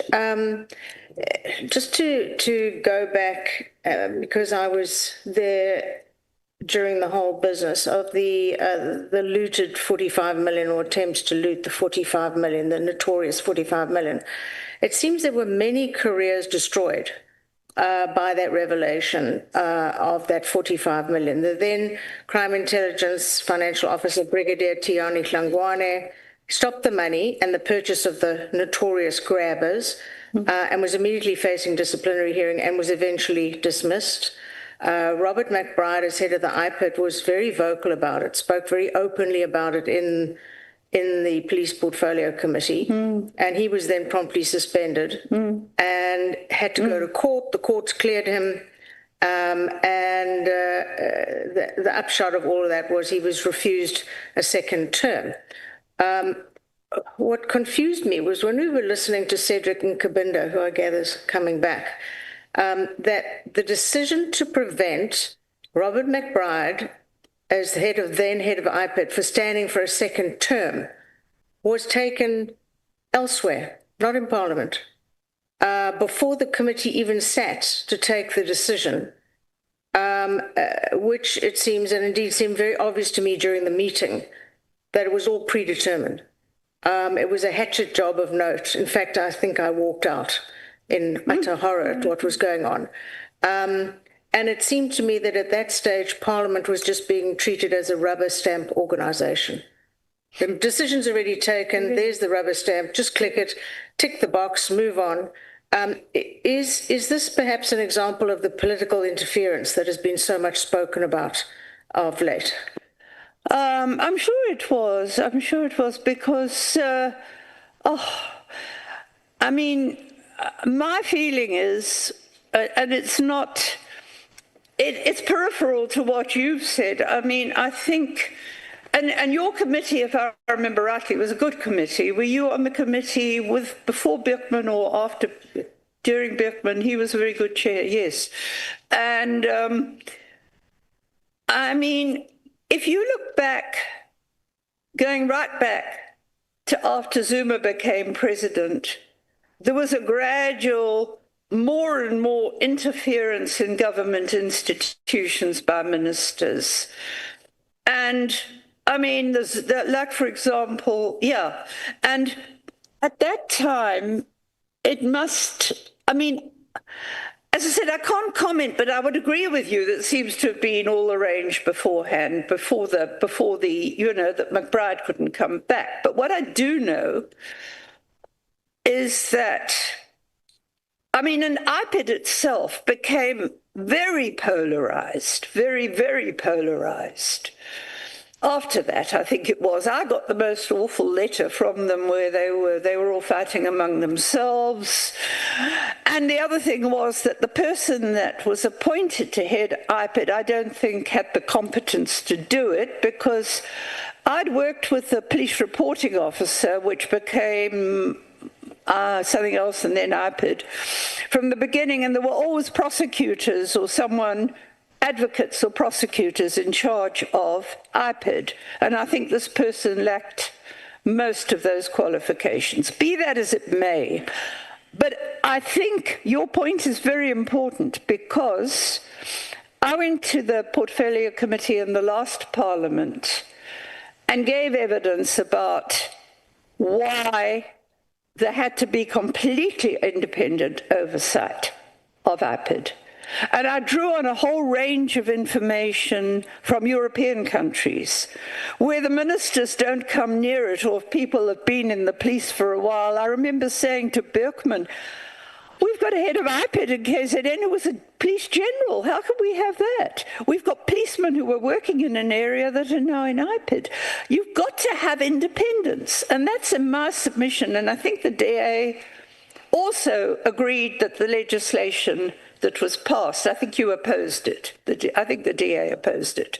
But the majority won the day, and I believe, and I'm saying this because I think, bear it in mind, I believe that new legislation does not give sufficient independence to IPID, because it still allows the minister to have a hand in it. That was what I think. And I think there was probably intervention by ministers then. Certainly, I know from people in KwaZulu-Natal, clearly was everywhere and doing everything himself instead, you know, and of course he wanted Sithole out, and I mean, yeah, but I'm sure there's political interference all over the place. You know, you can't get prosecutions of people like Clearly. You refer on page 100 of your additional documents to what that pack, to what you call malicious arrests, this in relation to the PKTT. Please expound on that claim. They appear to be malicious. They certainly do. I mean, you know, it's, I mean, the fact that charges were completely withdrawn against Mzindli on fairly minor stuff for which he'd been refused bail, and against another man too, Vete, they were withdrawn. I mean, Dlamini, why on earth is he being charged and refused bail for allegedly defeating the ends of justice? And he told me that in the disciplinary case, the one witness they relied on had admitted that he'd been told to sign the statement. So I don't, that appears malicious. I can't speak about the Cato Manor people, but there is a consensus out there in the community, but hey, they didn't do it. And even a policeman told me that the other day. They're not the people who did it. And I've traced it back again to factual disparities in Tekwini that are likely. But my problem, with it's not just the task team doing this. In Glebelands, they went in and they kept charging people because they were opposing the councillor. And I went in, one of them was charged. He was badly tortured, limping. He'd been really abused. I went into his hearing and I was sitting there, and one after the other was getting up and charges were being withdrawn. And the charges were withdrawn against the abuse guy. He'd lost his job in the meantime. And it became a common thing to deal with political enemies. They brought malicious charges in the 90s against Vilagazi, who was arresting IFP wards. They then brought malicious charges against the top investigator who was getting to the root of the intra-ANC violence in Richmond. And they were maliciously charged. So I've seen this happening, and I'm wondering if it's a way of kind of discouraging. Nothing's proof until you get everything out in the open in a court case, and people can go along and give their evidence. But what I am concerned about is this creeping culture of secrecy, and this is why I will defend myself about giving the only opinions I give to the media. It's sending people off to do their own work that I'm hoping to do when I go public. But I'm really concerned. I'd also given evidence about that secrecy bill. Very alarmed. There was a creeping culture of secrecy. The Mkhwanazi report said 6 years ago it is urgent to get civilian control back. And it hasn't happened yet because, as you know, the Honourable Kola Barnard, as you know, that report was driven through Parliament last year, the law was, and only enacted this year. So we've lost 6 years, and in the meantime, there's no real control over the intelligence agencies to speak of, even by Parliament, until we get the Inspector General's office sorted out. I think that's a priority. You referred to move to page 102. You say, and I'm quoting, dead men tell no tales. You're referring to the political killing task team, and you claim that the PKTT kills rather than arrests. Now, do you have any figures, any stats? Do you have any proof that that is happening?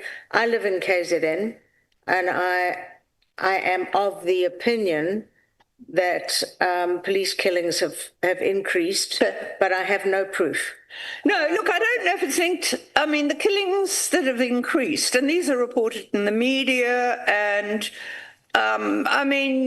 your colleague, Honourable Breitenbach, sent a researcher to me to get information about it.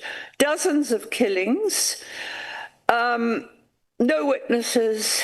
In one case, I know that the man who, a member of one of the police teams, it wasn't the political killings team though, another team altogether, is apparently notorious for killing people, just shooting them dead.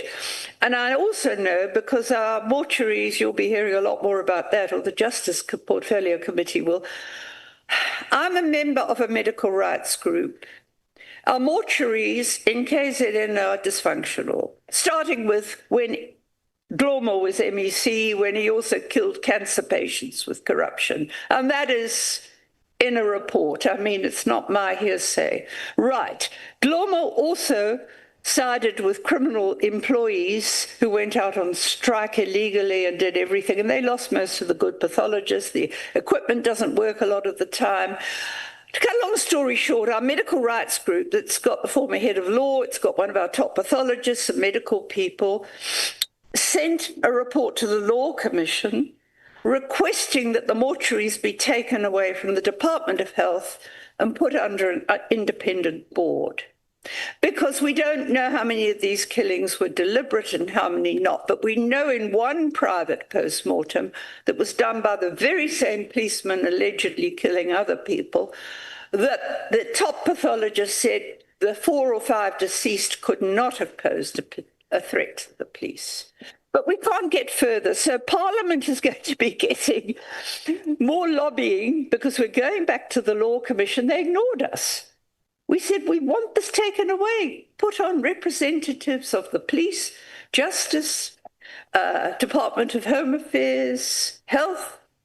It's got to be an independent board. There's a trade in body parts going on in the Durban mortuary. Whole bodies disappear sometimes. So, I mean, this is the problem with any police killings right now.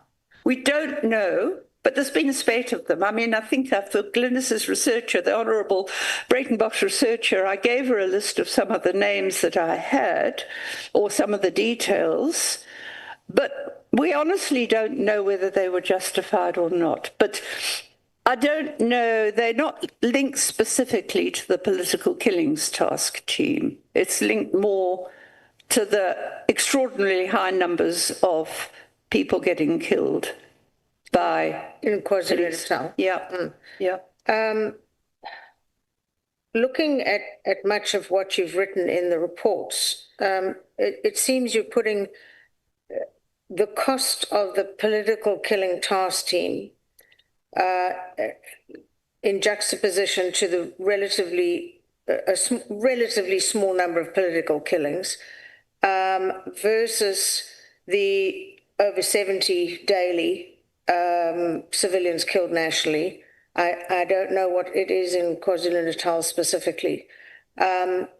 Cost-wise, the political killing task team does appear to be incredibly well-resourced, but I don't want to use the phrase bang for the buck, but you understand what I'm saying. Mm. The money spent there in relation to perhaps boosting other of the specialized units may be more effective. I don't know if the study has been done. No, I don't know either. All I know is that right now there's an area in Camperdown, which is near Maritzburg. Some of it is restitution land, some of it's small private owned. There are 3 court interdicts on that land to stop invasions. They're being ignored. Land, housing mafias are coming in with rifles and threatening and intimidating. People are desperate. And there's not an operational response person in sight. That's where they should be. Now, and yet we're spending the money running around with the task team. Women are telling me in townships, former townships around Durban, we know about the Cape Flats, but it's mayhem in townships. They say they can't sleep at night for the gunshots. That's why I'm making this thing about guns. They say kids are running around with drugs and guns, and then nothing's being done about it. These are ordinary, decent people. We're talking about mothers who are so worried about their kids. Talking about on Saturday, the kids that were studying for the matric exams up in the Matuba area were robbed. They were studying for matric at night with their teacher, and along come the thugs, rob them, terrorize them. No police. No, I mean, we've got to do something about police resources. We've got to balance them. I mean, the farmers are still saying they're attacked for political reasons. Well, we know that story. But, you know, I mean, it's been broadcast in America by Trump. But the point is it's rural safety. It's a symptom of lack of complete rural safety. You don't hear about all these black people that are getting killed all the time in those areas. Even people in another area, it's restitution land. The man who's leading the anti-mining movement and even one of the traditional leaders under threat of death. I mean, we've got to balance these resources properly. It's a sheer luxury to keep paying this political killings task team for what's not needed, because we must empower our detectives. We must train them well, and they can tackle everything then. I mean, these criminal cases. Yeah. My final question. Were you surprised at all when the Inspector General of Intelligence was suddenly suspended by the President? I was amazed because I'd had good dealings with him. I mean, I didn't know him, but I mean, we had sent him stuff confidentially because it was confidential information about all the front companies and things. And he actually wrote and thanked me for it. He was grateful for it. He seemed to be, from what I was seeing, a big improvement. But look, remember, the post had been vacant for years. But he did seem to be getting on with things, from what I've heard from other people and my own experience, that he was taking what we were sending him seriously. Yeah, I'm done. Thank you very much. Okay. Thank you so much, Honorable Kola Barnett. Doctor, do you know Sibongiseni Dlomo, Dr. Sibongiseni Dlomo? Oh, God. Who was the MEC of Health in KwaZulu-Natal? Very well. Bad news. And then did I hear you saying that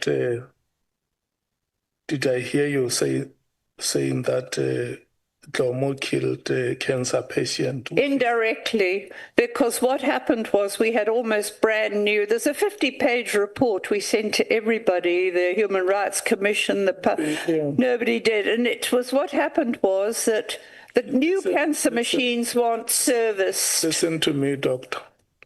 The new cancer machines were not serviced, and cancer patients who were treatable died. Listen to me, doctor. Dlomo killed cancer patients with his corruption. Is that what the statement you want to put here?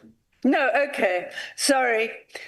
There was a report from there was a very good investigative journalist who was following it up. I think it embarrassed people, and there was a very good DA MP, Dr. Kika, who was also involved. What happened was this, that the Office of the Treasury in KZN did a report that showed the corruption, that the money had been siphoned off irregularly, that was destined. There's also a letter I have from the head of the department saying, yes, we gave this report to Dr. Dlomo. So he did something, he did nothing, he had the report. Now that's corruption in terms of anti-corruption legislation, if you know something. Anyway, so the cancer patients died because the money to service the machines had just disappeared. Okay. We then write to the Human Rights Commission, they do nothing. No, doctor. But what do you want me to say? You criticize that report. I got that part. What I want to hear from you is that are you able to reiterate what you said, that Dr. Dlomo killed cancer patients with his corruption? Can I put it more tactfully? When Dr. Dlomo was MEC for Health, there was gross corruption in the cancer, the oncology. They were almost new machines. They weren't serviced. There was no money. There was a Treasury report about corruption. Dlomo was responsible because he knew about it and did nothing. We don't have to say he killed people, but if you are told about corruption and cancer patients die, you're responsible. You don't want to say he killed people. No, I don't want to say that publicly. I was responding to... You want to withdraw that statement? I want to withdraw. Yeah, I want to withdraw. Dr. Dlomo killed people with his... killed cancer patients with his corruption. Yes, let's not say it though. Doctor, I want to hear you saying it, that I want to withdraw the statement that I made about Dr. Dlomo. Yes. Yes, thank you so much. Chief Whip, No, I just want to make a follow-up, Dr. Diaz. Now, in the light of, you might have noticed that I arrived when proceedings were already underway. Okay. Yeah, I saw that. My own experience since after the lunch break has been that you have been withdrawing a lot of assertions we have made in this meeting. And some of these assertions, you would have made them as passionately as your written statement. Would I be correct to conclude that the level at which you become passionate about something and the vigorous nature of your approach in dealing with that issue should not mislead us to think that therefore because of that level of a vigorous nature to the issue is true? I'm not asking you to do that. I'm asking you to look at what I've written and make an assessment on that. There's a lot of material I've sent to you. As I said to you, I'm sitting in a province where I'm dealing day in, day out with people who are under threat of attack or who want justice and they don't get it. So yes, I'm passionate about it. I don't want to do this. I do it reluctantly because people want me to. And you want to know how many messages I got supporting me? Well, you must do that today. Anyway, but at the same time, when I put something in writing, I can justify it with having at least interviewed, formed an assessment that I want taken forward in the finalization of court processes. And I also, because as I said, it goes even beyond the fact that we've spent all this money on what appear at this stage to be hardly any successes, given the number of political people died. We can't afford it, quite frankly. We need that money for policing for areas where people are not getting protection, where there aren't enough detectives, where there aren't enough vehicles. There's rural roads in KwaZulu-Natal where you're a long way from a police station. Okay, sorry. So that's what I'm arguing for, resources. No, I understand that, Dr. Dehas.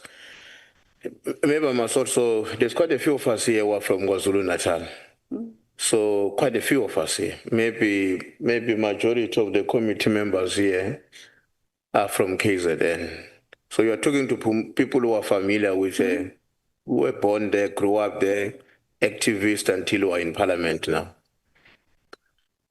So, but I don't get a definite answer to my question. Let me tell you why it's important we must understand you properly. Please. When you are engaging with us as members of parliament, and like I'm saying earlier on, you are demonstrating a very firm assertiveness on certain issues. And immediately when we interrogate those issues, you concede. And you say, no, I didn't mean that. No, then if you say that, I withdraw. It is the same level of passion and enthusiasm with the subject you are engaged on that is reflected on your written statement, which you did alone without anybody challenging you on it. So my question was, and still is, would you agree with me that therefore it doesn't mean that everything as presented here and the level of authoritative assertiveness you have demonstrated in your written script doesn't necessarily mean all of it must be taken as it is? I want you to take what I put in writing seriously. And not... You've got to distinguish between open responses, because I found some of them kind of quite provocative, I guess, because I don't see what Johan Boyson's got to do with this, and I don't see... But, I mean, I have agreed with you that anything is, for you, hearsay, because it's been told to me.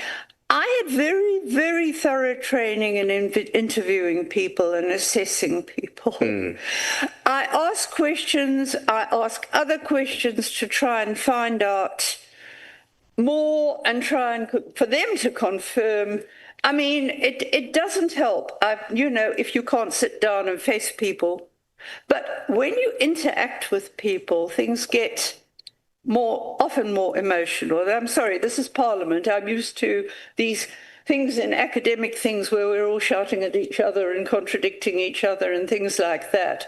But I want you to distinguish between what I think and write, because when I put things in writing, I'm more careful than when I speak. Oh, no, then I'm fine. Okay. Thank you.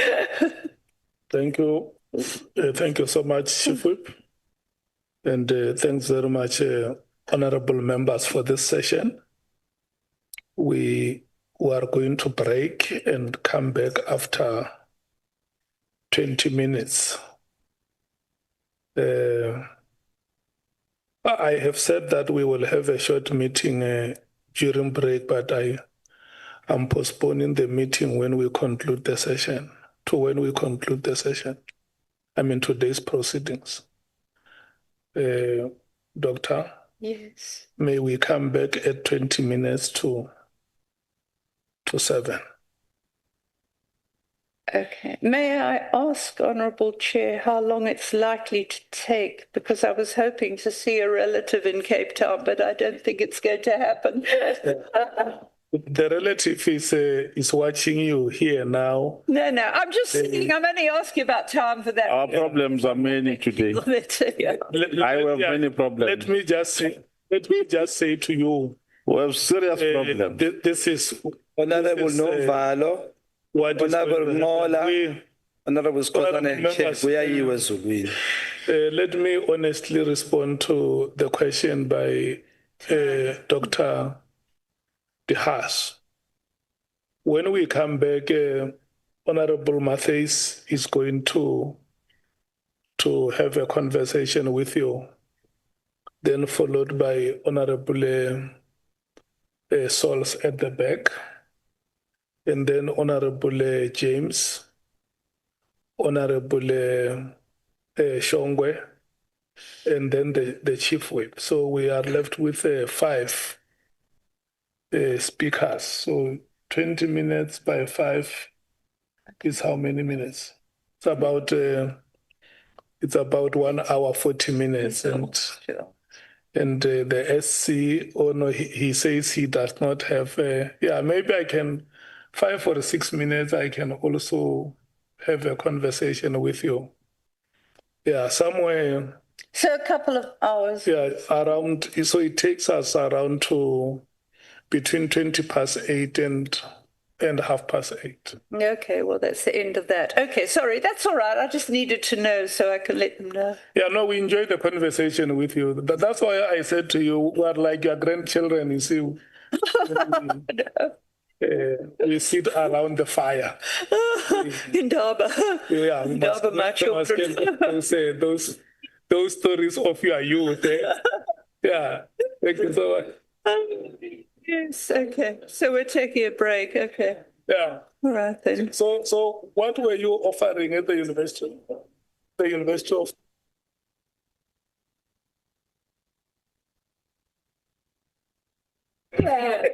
Mola, you.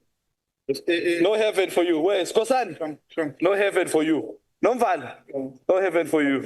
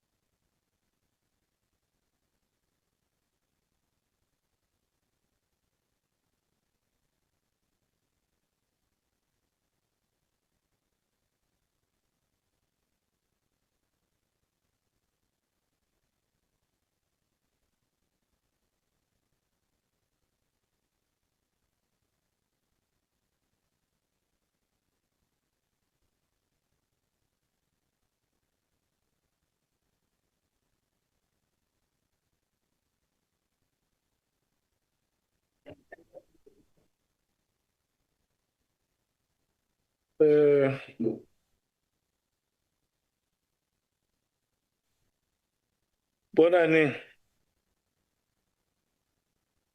Dr. De Haas is not here and it's now 20 minutes to 7. And Honorable Matthews has started asking questions. And the witness is not here. She has not heard your first question. Yeah. Yeah, I remember.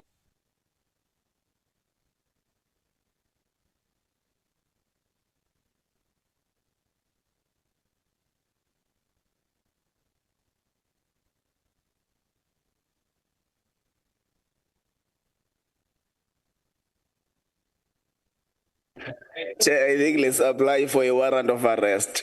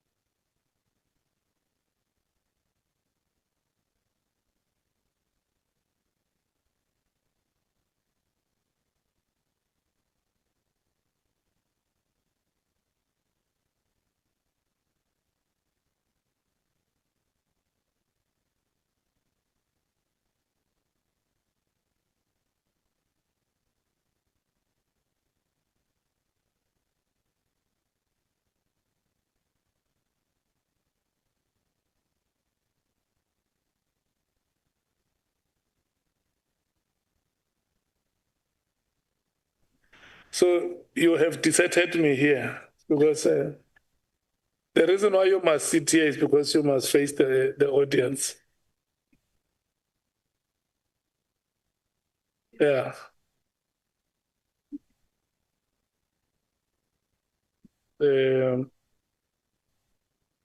Yeah. Honorable Matthews. Thank you, Chair, and good evening, Dr. Diaz. I'm the next lot, and I'm the nicest one that you're going to have in this ad hoc committee today. Just to start off with, did you read the ad hoc terms of reference? Have you gone through the ad hoc committee, this committee that you're in now? Have you gone through our terms of reference?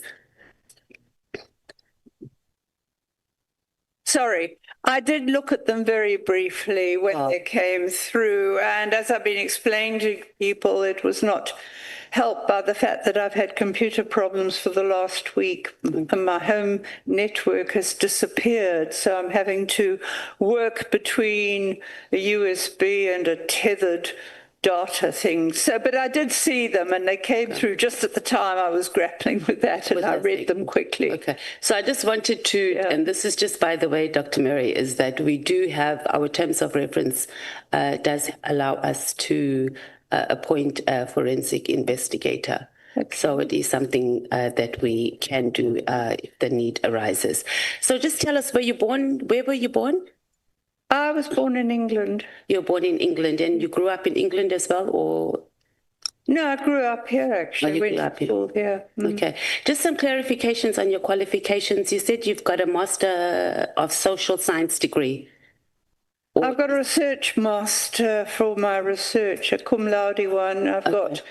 I have a social work qualification. Mm-hmm. I have an honours and masters, and then I've got this doctorate from Rhodes, an honorary doctorate in for my work in human rights. Yeah, okay, I got you. And then you often... And a lot of publications. Okay. And is that how you got the title of professor through your publications? People call me that, and I would say I'm not a professor. I should have been, because I was just too busy teaching and doing this to finish a degree. But I mean, it's quite not difficult to finish a PhD, and I've published most of it. So I mean, people call me that, and they use this term professor often in America if you're an academic at university. But I didn't get the official professorship because I hadn't finished the PhD that would have got me the professorship when I was teaching. Yeah. Okay. You also indicated that you often assist SAPS officers who have either been illegally arrested or persecuted, as you indicated. Where do you get the funding from? Okay. No, I haven't had it for years. We had it for 10 years. Professor Zulu and I had it. It was a joint project. It was Natal Monitor, became KZN Monitor, a research project. And we got the funding from Norwegian People's Aid for 10 years, between 1995 and 2005, all very proper, audited in our research codes. And it was given initially for research on the continuing violence, and then Shobi Shabane happened. And the funders agreed to give us money for legal work, and that's how we funded legal representation for victims, families of victims at Shobi Shabane. So haven't had funding. I mean, if I publish stuff in academic journals, which don't get nearly enough time to do as much as I want of, I get funding in my research account that I can use for academic purposes only. So it was the Norwegian government. Did they approach you, or did you approach them, or did you apply for funding? Well, somebody who'd been in exile approached us, actually, and they had representatives here at the time. And when they were running around with me some of the time to see what was happening, and then they offered us small funding. But as I said, the funding, they then offered us more after Shobi Shabane, and that allowed us to help people with legal problems if they didn't have legal help. But it stopped in 2005. Okay, and who was the person that assisted you in facilitating the funding? You said there was someone? What was his name? Yeah, there was it was networked. The person, Paul Zulu knew someone who'd been in exile who was very close to ANC leadership. She's deceased now. She was Doris Kosana. And she'd been fairly well up in it. And she knew the Norwegian People's Aid people. That's how it happened. And they got interested in what was happening during the years of the violence. And I took them around, actually. They had the shock of their lives one day when we got chased out of a shack area that was later on going to be the site of another massacre. We didn't know what all the soldiers would do anyway, and they sort of got the message that maybe there's something going on here. And stuff. Yeah. Okay. So you've also indicated to us that you're an expert on policing and policy and the Constitution, particularly around policing.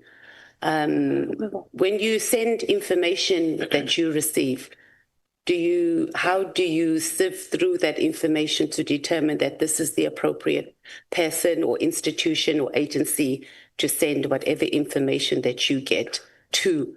And do you think that you use the right information forms? For example, when you lodge a complaint to the public protector, they have a process on how and forms that need to be filled out. So just sending an email sometimes does not necessarily amount to it being a formal complaint because there's processes in place. In the first years of democracy, I would go to the police and they would respond, and that just fell away gradually in the 2000s, and I'm lucky if I get any responses at all. I mean, there's some police that I've at stations that have been helpful. I will sometimes phone about patrols.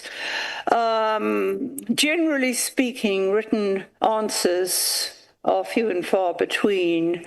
You know, they used to be much more. I mean, recently I just passed on a complaint. I wasn't able to evaluate. And it did get investigated, actually. And I was worried because it involved a supposed unregistered prison. So I do it in different ways. We had no success whatsoever with either the Human Rights Commission or the Public Protector in KZN. But we got the investigation into Glebeland's hostel by just before, I think it was the last report that Advocate Madonsela wrote, because a lawyer with whom I work, who used to be the head of the law department, knew her well. And having the local office having turned us down, she did the investigation. So we've used different channels. And I've often sent stuff on to Parliament. I mean, at one stage, when I did complain to Parliament about torture and the fact IPID was doing nothing about it, it was, well, Advocate Birkman was the chair. And they followed up. They got an undertaking from the national office. They'd investigate. It was about our province. The guy came down here. He needed to see me urgently. I went out my way, and he said, look, I quite agree. Everything I've followed up looks right.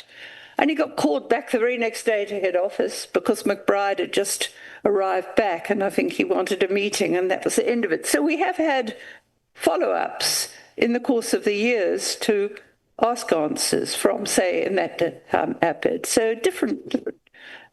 Yeah. So why do you think the institutions or agencies that or SAPS in particular, where you normally had a relationship with and they would respond, why do you think they stopped responding to you? Oh, because everything changed in 2009. I mean, clearly became the National Commissioner, and we had a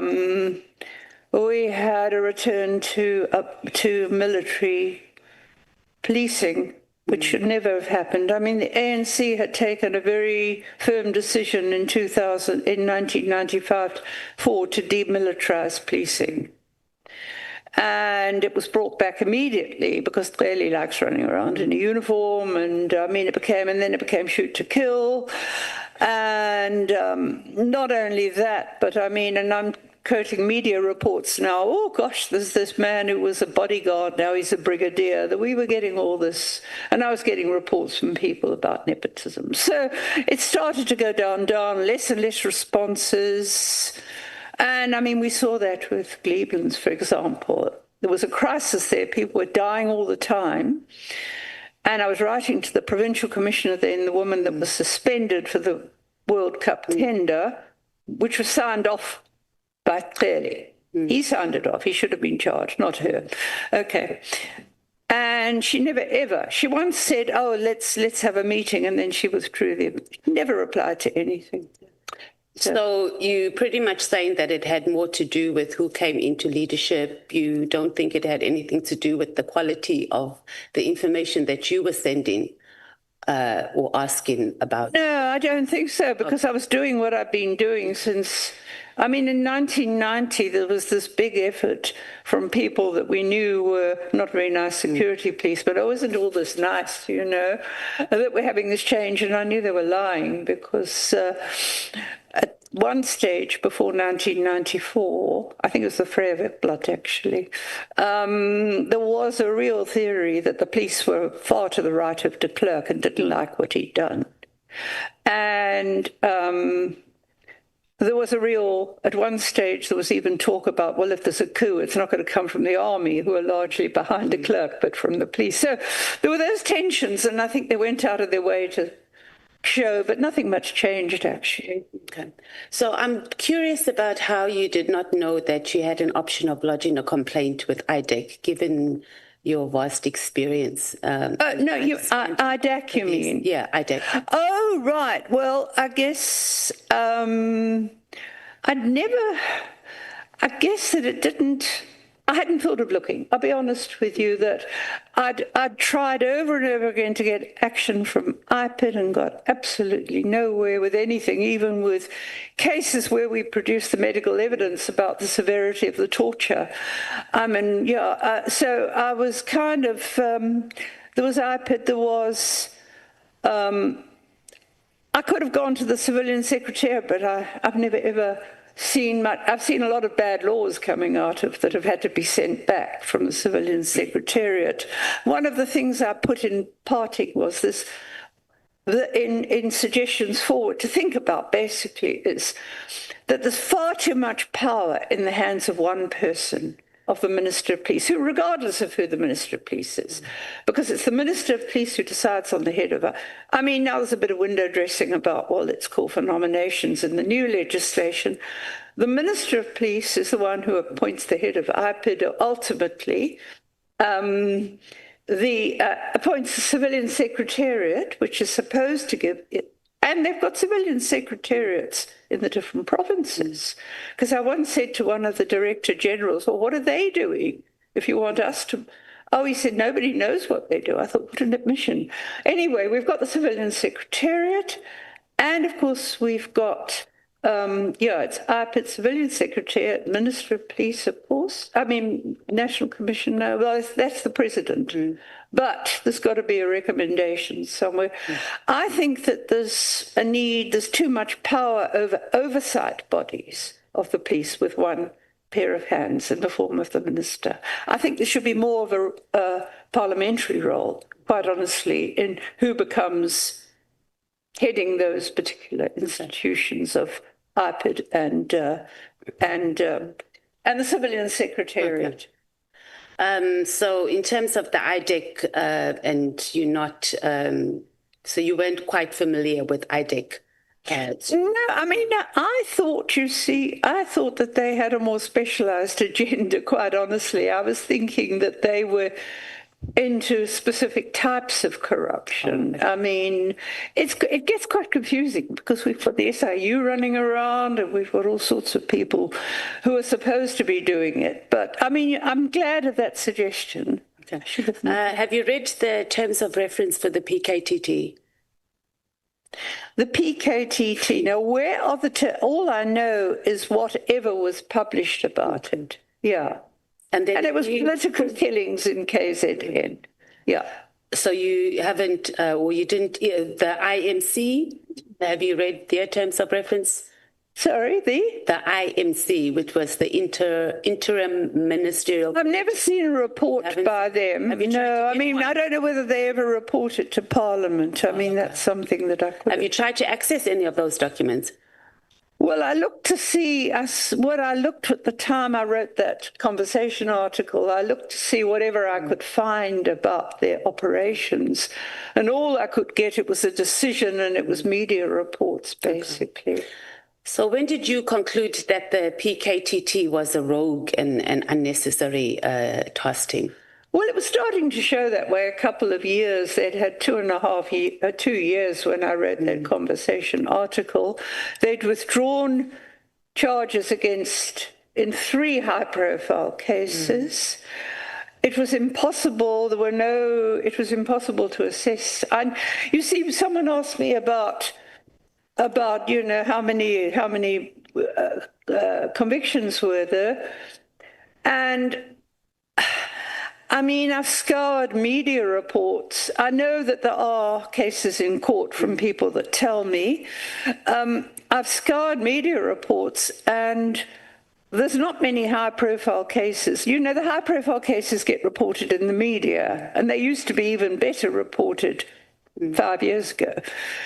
So you do pick up, and I know, you know, with people, I know more about the killings in the areas. I've never, ever heard about anyone having been convicted.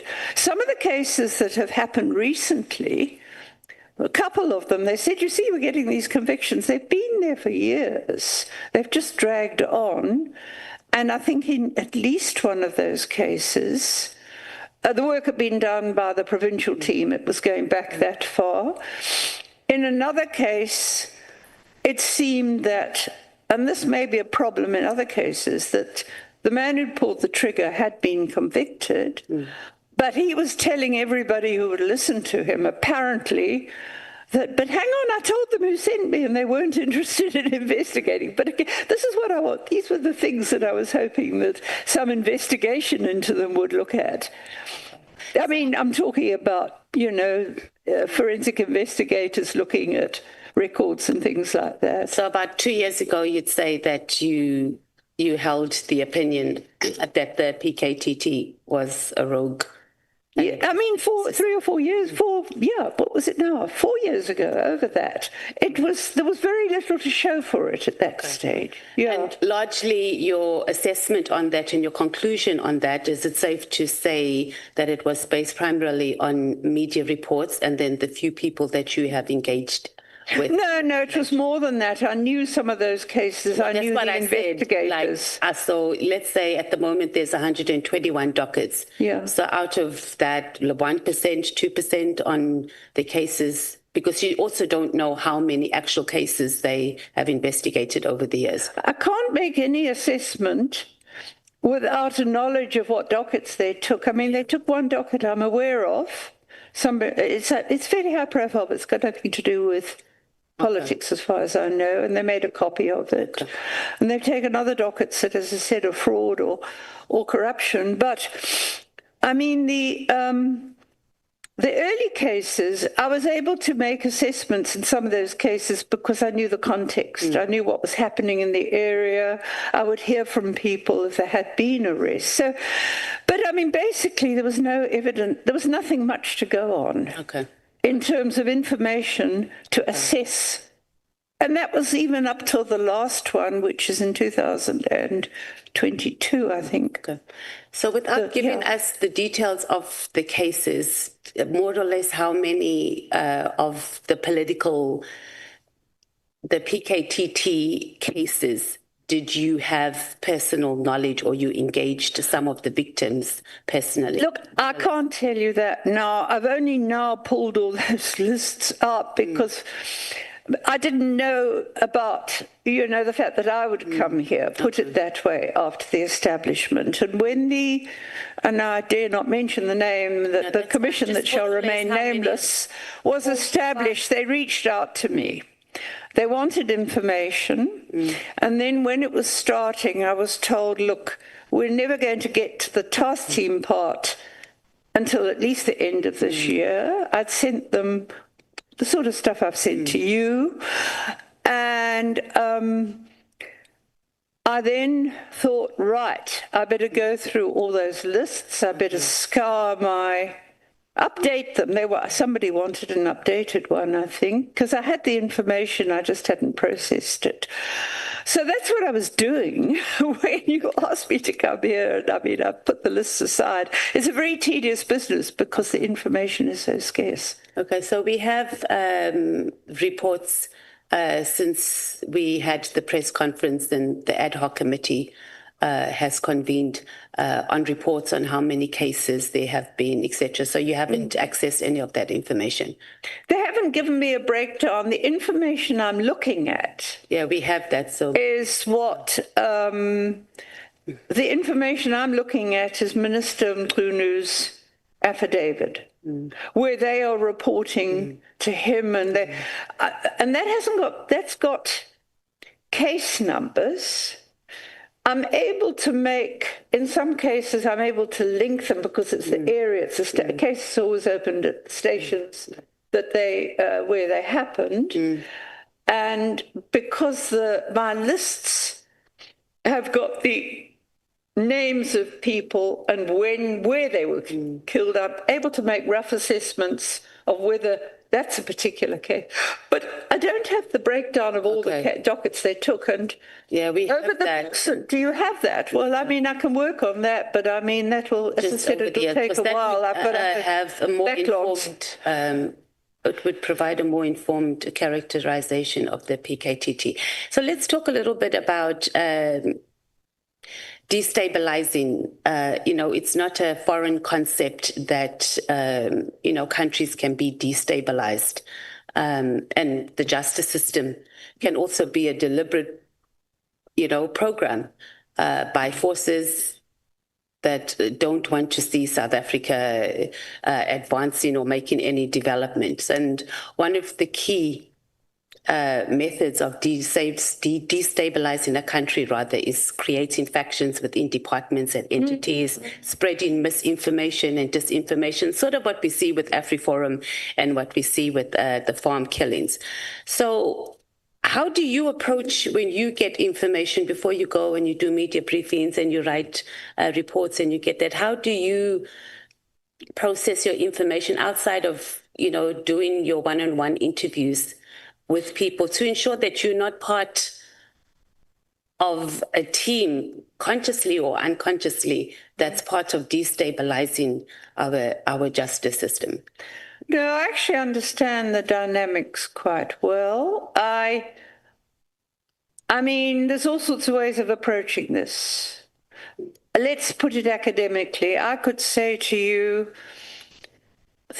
what's coming out points to the fact that team was set up to cover up the politicians. That's my hypothesis. Let's say hypothesis. You have to prove me wrong. So, I've got various theories in my mind.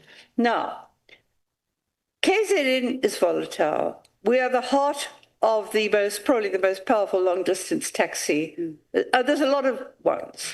I mean, what happens in KwaZulu-Natal is the hitmen linked to the taxis will commit a hit and the taxis will get them off to the hostels in Gauteng.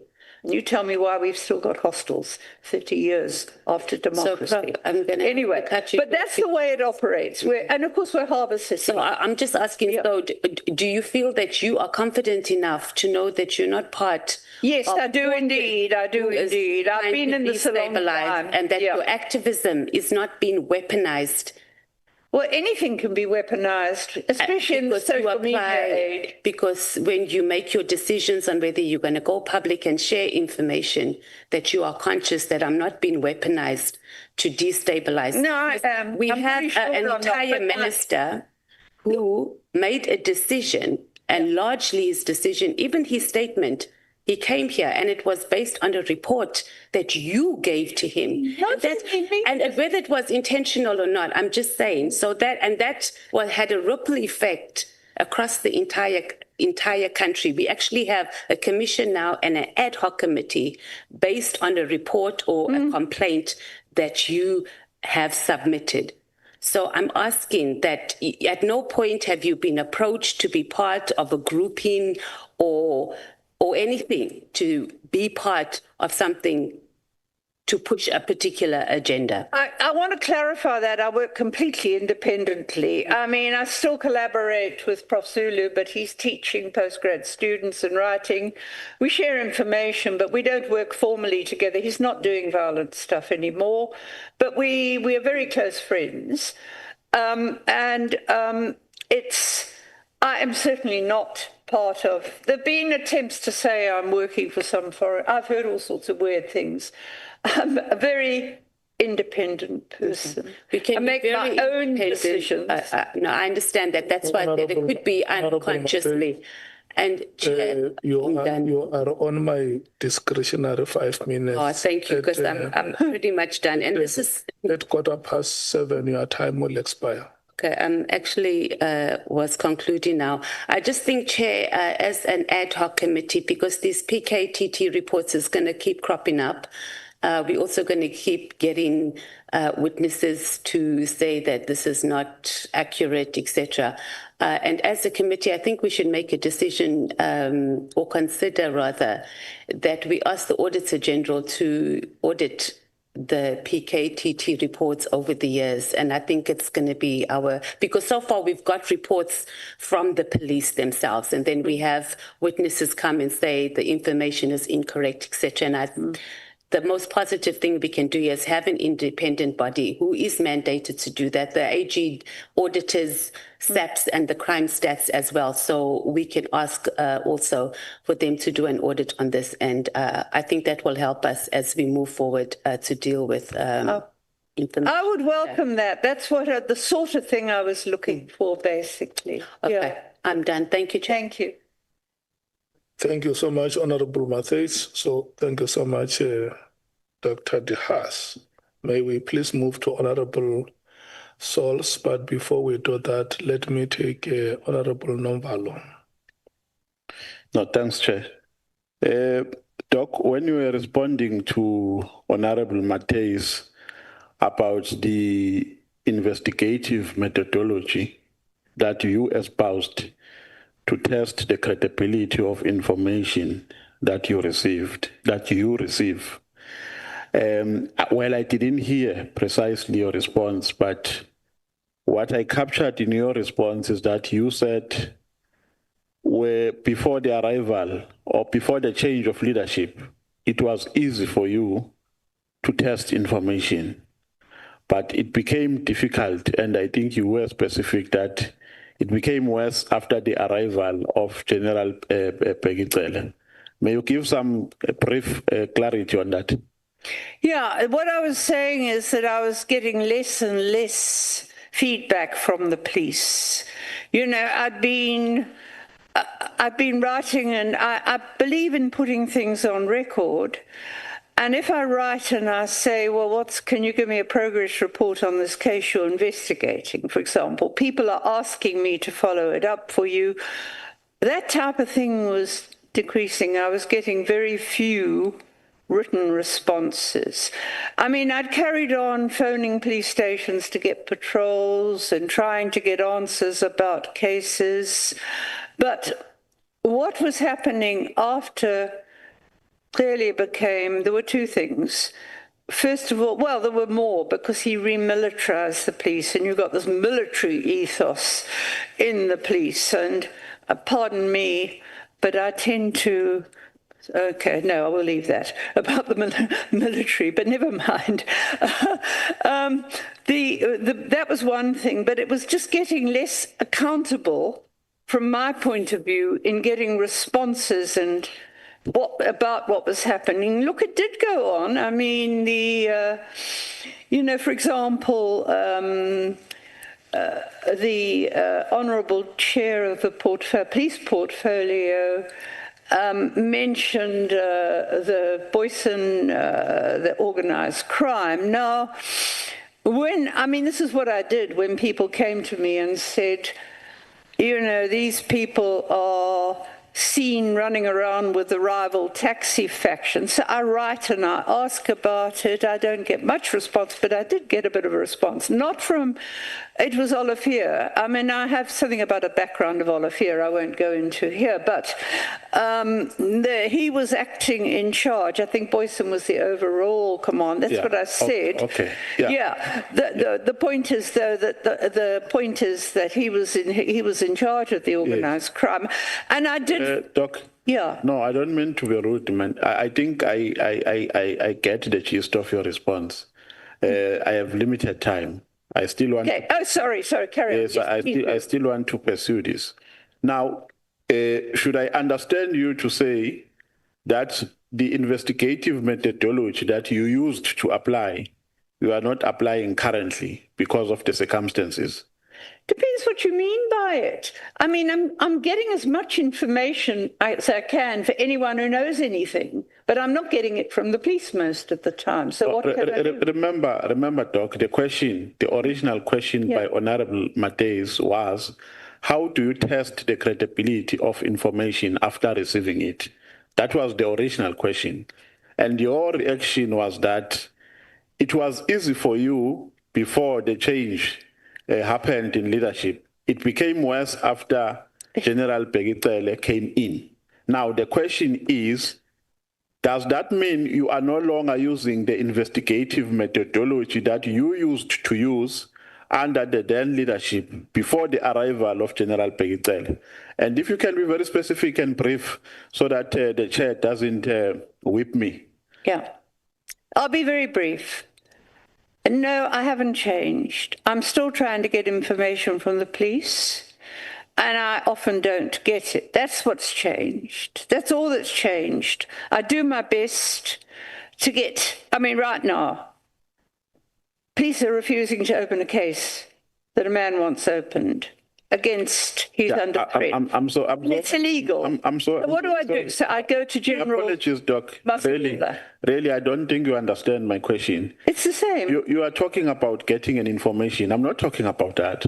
I'm talking about testing the credibility of the information that you have received. Those are two separate things. Yeah. Getting an information and testing it after receiving it are two separate things.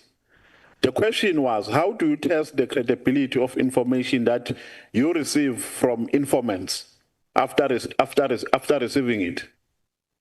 I do my best. I still use the same methodology. I do my best. What I was doing before, asking answers from the police that don't give it to me, that's what's changed. So if you receive an information from the police, then you ask for answers from them, from the same police. Is that the methodology that we should understand you to be using? Look, what I'm saying is a lot of the information I supplied in those case studies were not the ones that are in the factual letters, the letters I sent to Parliament and the Minister. That information came not from the police, it came the people, apart from a few investigators who might have been involved at the cases, right. But that's first-hand information from people who are caught up in these investigations, who are ordinary people in communities. But this applies to everybody, not just the PKTT. Yeah, no, the chair. Also trying to do it for any victims. The chair has indicated that I've actually run out of time. Lastly, did you subject this information to the same process, the one that is contained in your statement?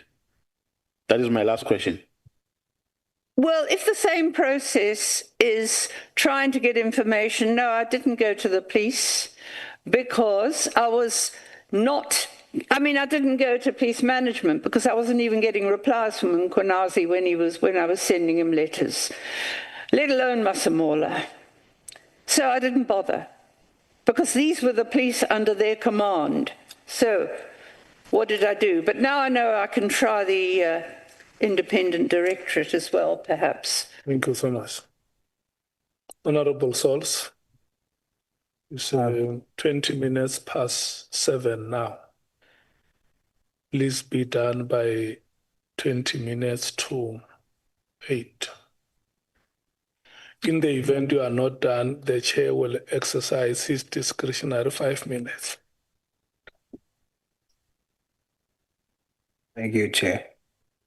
Good evening once again, Dr. Haas. I'm this side. Good evening. Oh, right, okay. Oh, yes, I see now. Okay, yeah. If you don't see me, just follow the teeth. No, I was vaguely thinking of something else. Sorry, sorry. I knew you were there somewhere and I couldn't remember, but now you mention it, I see you. Yes. Okay. Dr. Haas, let me start off by being very frank with you. Please. The methodology, though your methodology comes with very good intentions, you must understand for the purposes of the committee, the methodology of stating things that you have obviously researched, heard from certain people. But if you haven't verified them and you put it to us, those are things that we cannot use for our investigation. So what I'm going to seek to do as I studied what you submitted to us, I'm only going to zoom into things that I think that you can authoritatively answer to based on experience and based on what you state here. Okay? So we're going to do it that way. So let's start off by dealing with your experience. You speak about in the 1980s, you joined PFP. What was so important about what the party stood for during apartheid? PFP. Do you want me to answer that first? Yes. What does it stand for? Okay. I joined the party. What does the party stand? It was providing the only opposition there was to the Nationalist Party, mainly through Helen Suzman, and we could then give her reports on abuses by the police that she would raise in Parliament. That was. I'm not much interested in politics, but it was a strategic thing to do, especially as the regional director of the Progressive Federal Party. Actually was the director, he had come up and he'd reached out to townships. So we were able to work together, and he was working with lawyers, and that's how this formed. Basically, it wasn't about the politics. It was about getting some sort of opposition to the Nationalist Party. And you also exposed the wrongdoings of apartheid police at the time.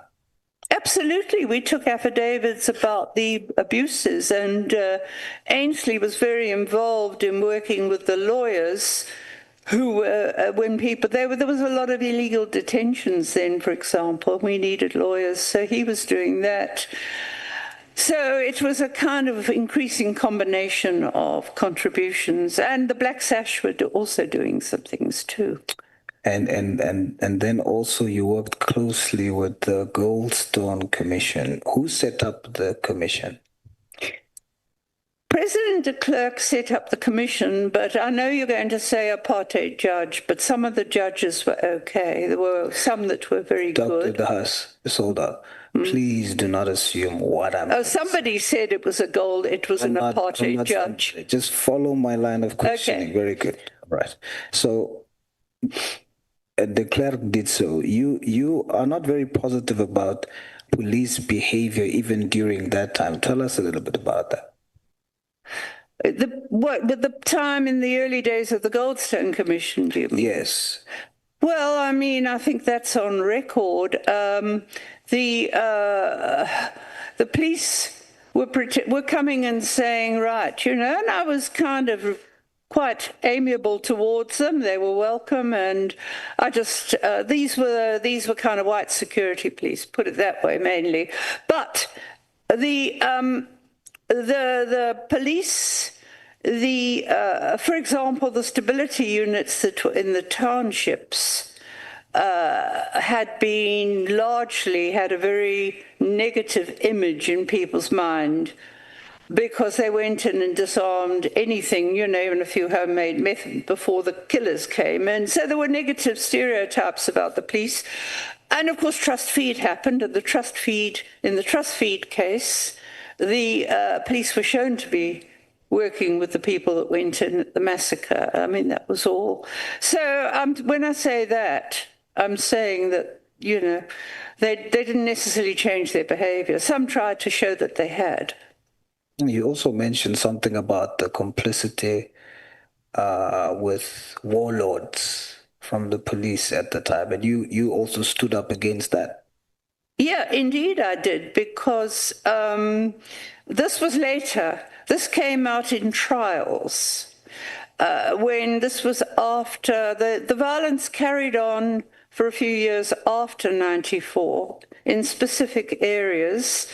And, for example, if you take these these cases that were Vilakazi was investigating up in the Mtuba area and Mandini area, we had affidavits from people about how the police were abusing them, and they were also getting abused by the police, by the warlords, under threat. But the very concrete evidence came out in a court case up at Mtuba, where the evidence was that, and there was a conviction, for the warlords, one had been taken out, I think. Some of them die when things are getting a bit hot.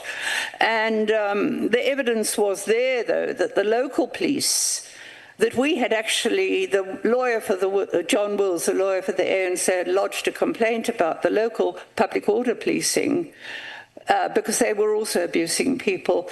And they apparently, according to the evidence at the trial, they'd gone in and shone the lights on the houses that had to be attacked. So this was the sort of reports we were getting then, and there were convictions in these cases I'm talking about. So would I be correct then in saying that based on your history right from the 1980s, even during apartheid, fighting against wrongs by police, whether it be apartheid police post-apartheid, this drive that you have, it's not something that you just miraculously gained after 1994. You fought this very same thing that you're doing now since the 1980s, in apartheid and after apartheid. Yes. Your issue is wherever there is police corruption, wherever there is workings of police that is negatively affecting the poor, you stand up against it. Yes, I do. I haven't stopped since. That's what's bugging me. I don't really want to do it, I can tell you, but I haven't stopped because people keep asking me. And this is what you have tabled to us. So I'm taking this from your statements here. So you have experience in that. Which other commission were you part of? That there was one more. Was it Morana or? Well, there was the Morani. It was my information about hit squad killings up in the north coast in what is now isikaleni. I was often up in isikaleni. But my information about the hitmen who were killing people all over the place was given to the Goldstone Commission, who ensured that a credible team of detectives investigated, and there was a conviction. That was Romeo Mbambo and two others that also named, and that was my information that I passed on, that was followed up by the police, and there were convictions. All right. So you can then, based on that background, your opinion can be considered authoritative and credible around my next question. You've just proven that.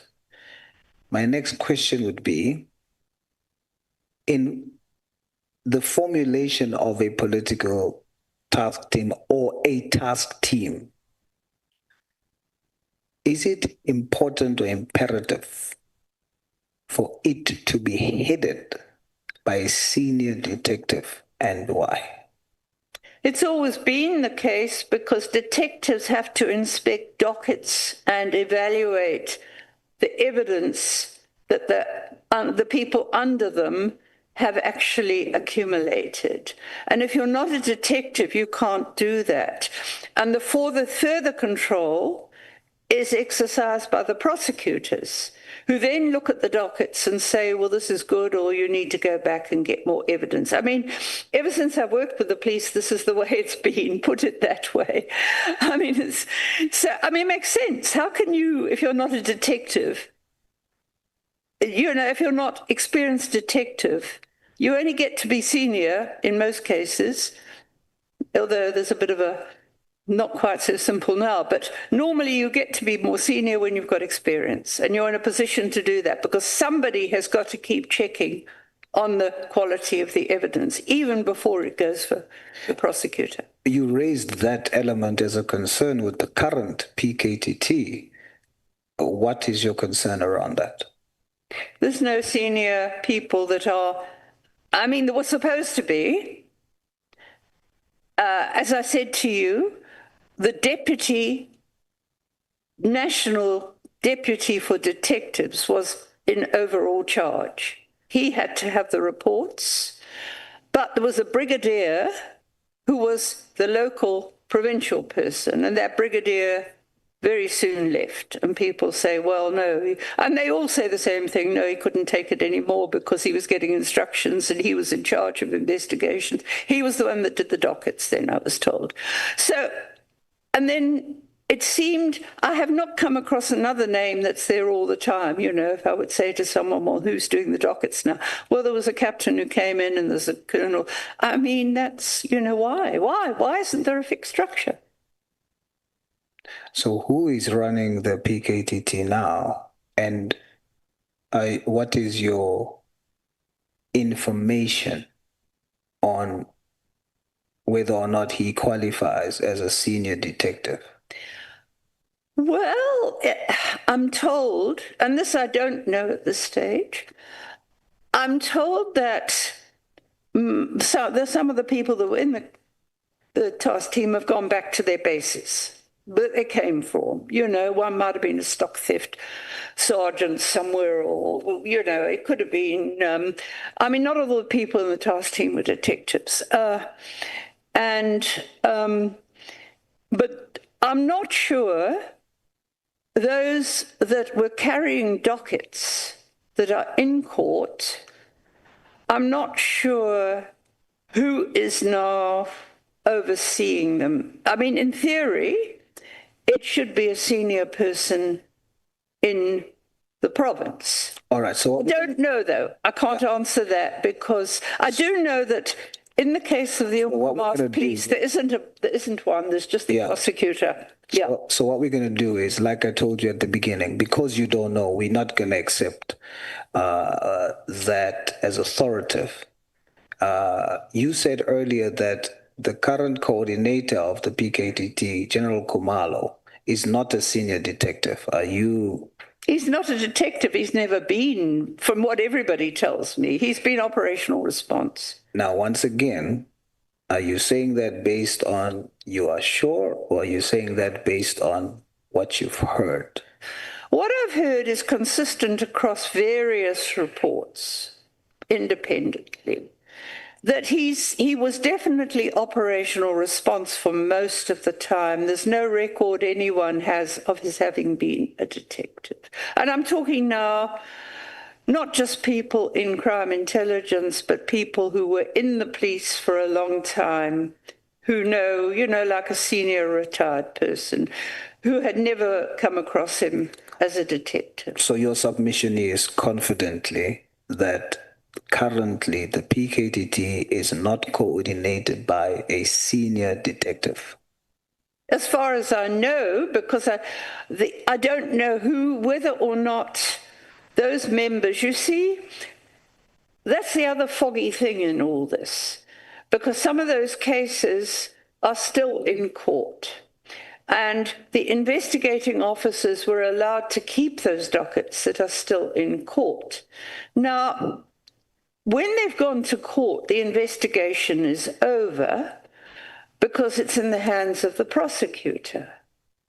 So I don't know whether, I mean, you know, once the investigation gets to a prosecution. So what we'll do is, we will take your response to be you don't know, but we will keep for the record that we must ask and interrogate the question whether or not the current PKTT coordinator is a senior detective or has detective experience, okay? So we'll take it like that. Let's jump into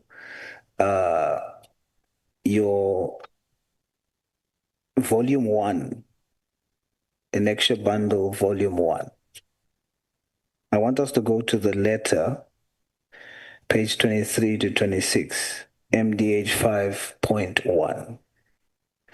There's a section in section 4 This is a letter you wrote to General Mkhwanazi. So I want us to spend my remaining time on this.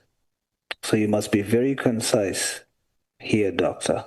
This was in 2021. Is that the letter you're referring to? That's correct. I think it's the only one that's in here. Yes. So let's go to paragraph 4. The reason why I'm zooming into that is because once again, I'm going to test the authority of your evidence or what you are supplying as backup of your position, because you use the words you can confirm. So if you can confirm, then that means it is something that we can use. So I ignored everything else where I see that you can't really say for sure. So we're just going to zoom into where you specifically state to us you can confirm. So let's go to paragraph 4, number 4. Sorry, could you just tell me exactly which bundle it's in here? I'm getting myself muddled as I always do. Which page is it in the? Is it in the? It's MD, item MDH5, okay. 1, volume 1 of Annexure Bundle. Okay. Annexure Bundle, volume 1. Are you there? Okay. Yeah. Okay. I've got it now. Number 4. Commission SAPS, 11th of October. Yep. You wrote this letter to General Mkhwanazi. Yeah. Did you get a response? No. Let's read 4. Would you please? I will stop you where I would want to question you. So let's read yesterday afternoon from there. Okay. Yes. General Khumalo. Yes. Members of General Khumalo's team. Seizure of the phones. And I think... Point number 4. It starts with yesterday afternoon. Yes. Sunday, 10th October. Yeah. Continue. Okay.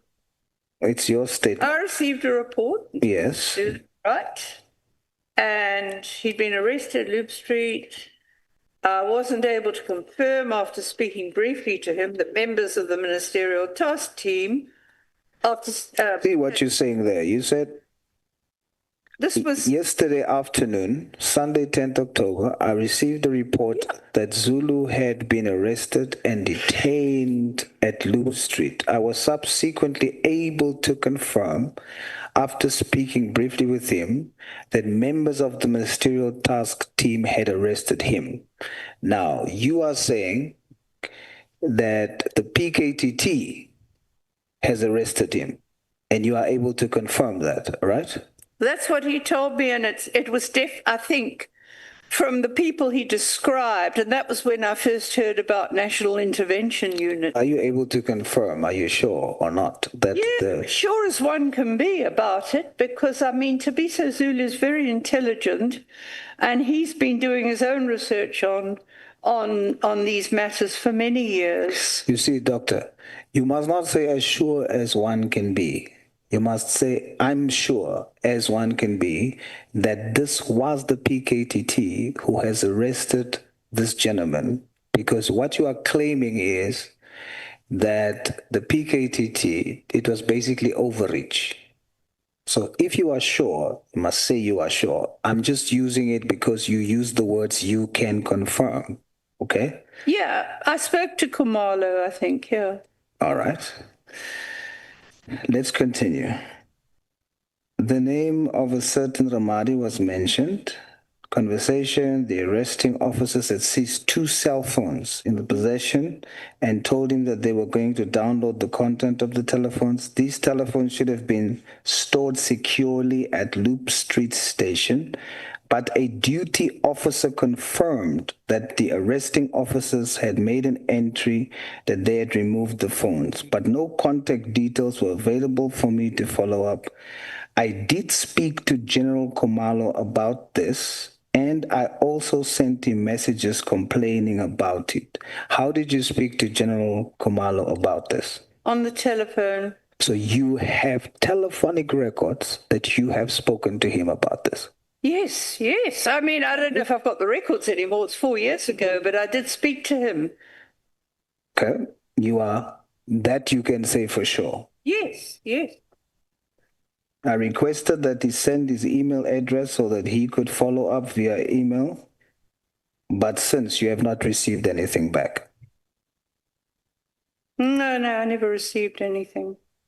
I think the phones were reported. There was a report there to the Inspector General of Intelligence by Tabiso himself. Okay, so what you are telling us by this statement, because this is the only thing closest to what I can use as something with authority. With this, are you saying that the PKTT has arrested people, taken possession of phones on cases that was not falling within their ambit? Is that what you're saying to us? So in this case, it wasn't, because they'd arrested him. I can't remember what they arrested him for, because he had opened a case of assault and they claimed they were coming to investigate it. Then they arrested him on another charge, and that's in further correspondence I don't have with me, but it wasn't political that they were dealing with. All right. Dr. Haas, you also said that earlier you wanted to shed light on the fact that at one political killing, provincial police did a good job with this particular political killing, and then when the PKTT started, they took over and then withdrew the charges of that. Not immediately. Talk about that to us. Okay.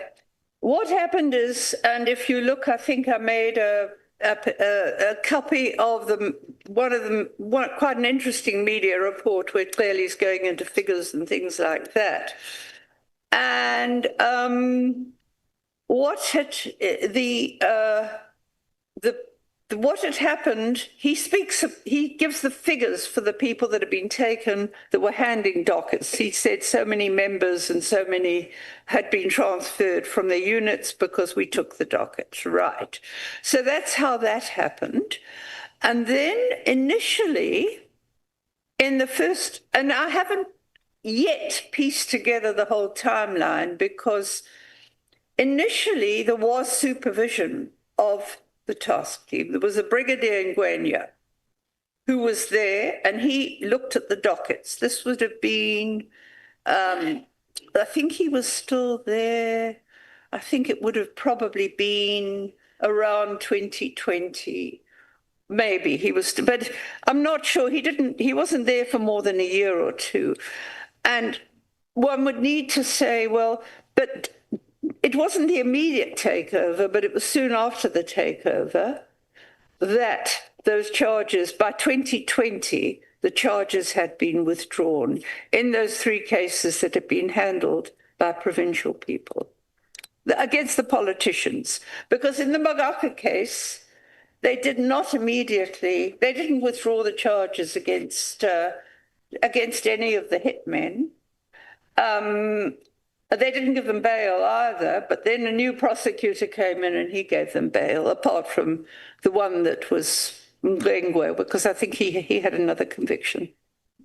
But you are saying that the PKTT withdrew those cases? Yeah, they did, because they were in charge then. Thank you, Chair. Are you done, Honorable Source? Yes, sir. You don't want even a minute, a discretionary minute from the chair. If I would take a minute, okay, then it is something that I would want to say to Dr. Haas. You are allowed. Frankly. Dr. Haas, there is a scripture that says, knowledge puffs up. Knowledge puffs up. And oftentimes, I want to share with you honestly, I've never understood that scripture until today. Your vast knowledge and experience, in your wisdom, strike a balance when how you come across to people based on that. I can suspect when I look at the way you speak in your writing, even if you use the words please and I request, but you said to General Mkhwanazi, please also either ascertain from General Komalo or request the email or request he emails me directly whether the police who arrested Tabiso Zulu had obtained a warrant. It's like you are speaking to a provincial police commissioner who has people under his command. And when you, from outside, almost speaks as if you are commanding him rather than you are seeking to join hands with him, you come across as puffed up. And mine to you would be very humbly, respectfully, caution against what Scripture tells us. Don't allow your knowledge to puff up. Thank you. Well, I didn't know I was rude to General Mkhwanazi. General, sorry. You must start by saying hallelujah before you respond. Oh, sorry. Hallelujah. Okay, right. Well, thank you. I mean, I appreciate, even if you're, I've dealt with this sort of criticism for 40. Look, it's like déjà vu for me. People were saying this about me in the 80s. So, okay, right. But I do try to be polite when I communicate with the police. But look, they are civil servants. They should be accountable to the public. It's as simple as that. You shouldn't have to beg them to be accountable. That's what they should be doing, and most of them aren't. So, and I also learned years ago, and this sounds bad, I try to be polite when I communicate with them, but sometimes I see that they're just basically bullies, and the only way you deal with bullies is to bully them back. And then they get the message. So, but it depends. I'm not saying I do this universally with police, but you actually have to stand up to them and say, but these are people's rights. Can you just, inform them or help them or whatever they need to do? But maybe you should consider that's perhaps the reason why you didn't get a response. Okay. I'm joking about it, actually. Thank you so much, Honorable Sauls. Follow up, Honorable Matthys. Thank you, Chair. Dr. Diaz, in your opinion, was it a sound decision for the Minister of Police to largely disband the political killings task team based on the complaint that you sent and with your evidence that you've just given us that was largely based on media reports because you didn't have access to verifying information? And then, of course, you did mention that you had direct contact. You can't tell us exactly with how many of the people who were, or the cases or dockets that were part of it. Do you think it was sound decision for the minister to make that without even engaging you or even engaging the complaint that you sent? Because you and him both said you did not talk to each other. So we had a minister whose entire statement, okay, not entire, but largely his statement was based on your complaint. Look, so was it sound? I think you must just tell us whether you think it was sound, given what you sent to him, Doc. Was it a sound decision for a minister of police to use your complaint without investigating or engaging you to disband the political killings task team? I wasn't the only one who made a complaint. When I skimmed through, not the question. We can't say he based it solely on. No, he did. That's what he told us. He gave us your whole complaint. Oh, did he? Yes. Well, I didn't. Yeah. So, but I'm asking, do you think it was? No, I'm not asking about that. Yeah. I'm saying he didn't even call you to ask you anything about that? No one in his office tried to investigate the complaint that you made. Do you think it was sound? I don't It know wasn't if your anybody only, did. It wasn't. No, but I'm telling you, that's what he said. So I'm asking for your opinion. Given your experience in the police, would you expect a minister of police to make a decision largely based on a complaint that you made without even engaging you or investigating what you've reported to him? I referred to a brief discussion with Advocate Pacoli, who wanted to just verify what I was saying. For all I know, he went and did this. I have no idea, because I didn't speak to him about what happened and how, the minister got to that decision. So I don't know if anybody else did anything about it. But when I read that affidavit briefly of the ministers, it was like he'd been getting reports and wondering if it, including about finances and it could just be the last. It could be. I'm telling you, but his statement said that, and he gave us your complaint. Yeah. And you were one of. So leave the other complaints aside. I'm asking, was it a sound decision based on your research and your experience in the space for the minister without investigating what you have said to base the disbandment of the PKTT?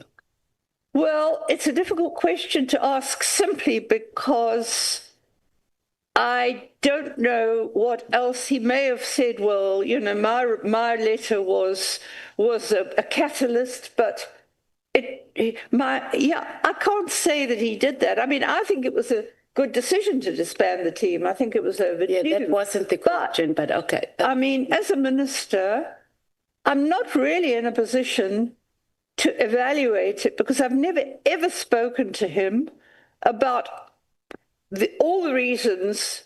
Maybe he should have called me and asked about it. I don't know. But I've never spoken to him about, well, what else led you to disband it? We've never had that conversation. So how can I make a proper assessment, I think? But I was happy to see the team was disbanded. I would have been quite happy with an inquiry into it even. Like we're having now. Yeah. Honorable Matthys, are you satisfied? You said it was a good decision to disband. Absolutely. Okay. Yeah. Honorable Nwala. Thank you very much, Chair. Doc, it looks like your evidence is based largely on one aspect of the PKTT, which is SAPS. Which is? SAPS. Are you aware that the PKTT is a multidisciplinary team? Yeah. Well, yes, but I haven't seen evidence of it. I've seen the intelligence aspect, and that's all I know. You haven't seen evidence of what? Oh, of course, the multidisciplinary, the justice is in it too. Yeah. But I've never seen public pronouncements. I've only seen a minister saying that we've got this team, and I know that they've spoken, I think, in the Madlanga Commission about how they're working with justice people, and that came in when one of them arrived. They weren't initially. There were no dedicated prosecutors. Are you aware that the PKTT comprised SAPS, NPA, Crime Intelligence, State Security, Correctional Services? Yes, they have different roles. Crime Intelligence. Are you aware that it was comprised by a multidisciplinary team? According to the announcement, I don't know how it worked in practice, apart from the fact that they did get a dedicated prosecutor when Ngaba moved here. And the point is, intelligence is part and parcel of all investigations. You don't have to be a multidisciplinary team to access information from crime intelligence. It's a separate component. Okay. So it's not new to access intelligence for it, but you should at least note your things to different prosecutors. Lastly, Doc, you wrote a letter to the minister that he must instruct the National Commissioner to dissolve the PKTT. Two big issues. Is it a concession that the person who bears power to dissolve the task team was the National Commissioner, not the Minister? No. The National Commissioner did not set up a task team. It was set up But you say at in your letter, ministerial level. did you not say in your letter the Minister must instruct the National Commissioner to immediately dissolve the task team? Yes. Isn't that a confession or a concession that the person who's supposed to dissolve is the National Commissioner? Yes. If you're saying, so we are saying the National Commissioner was supposed to dissolve. But he had not to have the minister. ministerial approval. Beg your pardon? He had to have ministerial approval. It was set up. It's fine. It's fine. No, and look, the role of a minister. No. Yeah. Yeah. Yeah. Okay, may you take a deep breath, all of you. I'm tired of going over Yeah. this. Don't breathe heavily on each other's neck. You can imagine a younger South African and a senior citizen in a comrades marathon trying to run the race at the same pace. It's not possible. There must be different categories of entries. No? Yeah. Let's continue. Honorable Ngola. Thanks, Chair. I'm saying, is it your concession that the person who was supposed to dissolve the political killings task team is the National Commissioner, not the Minister? Because you wrote a letter to the Minister and said he must instruct the National Commissioner to dissolve. This minister was not acting in the same operational manner as the former minister.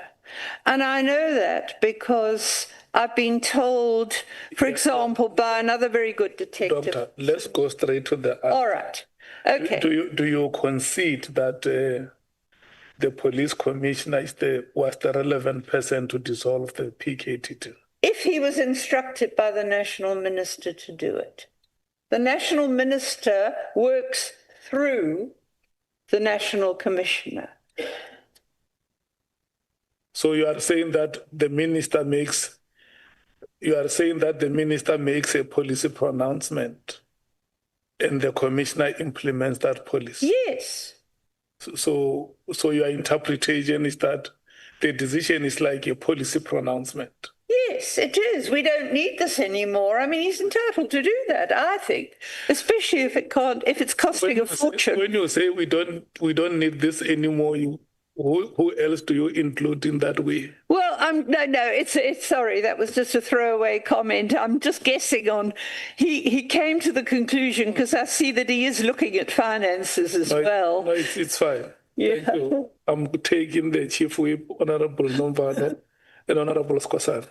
We will come to you, Honorable James. No, thanks, Chair. No, I wanted to do a follow-up on 2 issues, or maybe 3 issues. The first one, Dr. Diaz, it has to do with what Honorable Mkhwanazi was asking.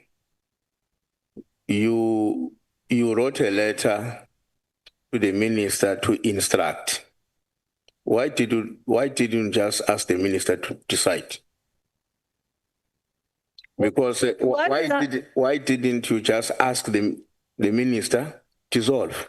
Why should the minister still go to somebody else? Because by implication, when you recognize, even as you are preparing for your letter, that the minister must confer to somebody else, you are recognizing automatically that that person might have the authority to take a decision otherwise.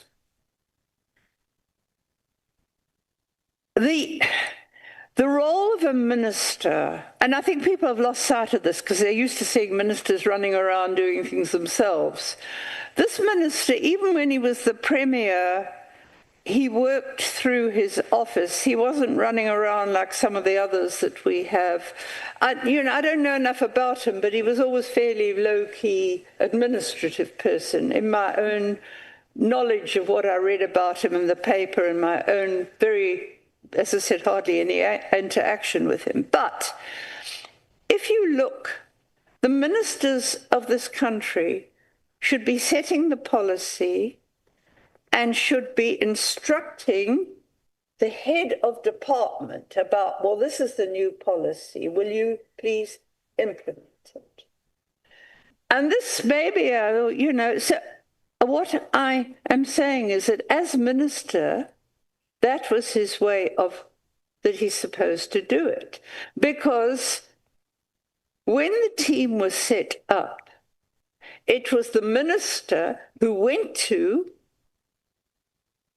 General Sithole it was then, and said, we've decided to set this team up, and that it was agreed in principle that Sithole would do it. He, you know, through the minister was giving instruction, and Sithole did it in the way, in the structure that he thought would be best to deal with the political team, but still reporting.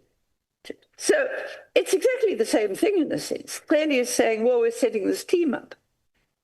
And it's and I mean, I'm trying to now say to myself, because as I said, I didn't go, I just skimmed through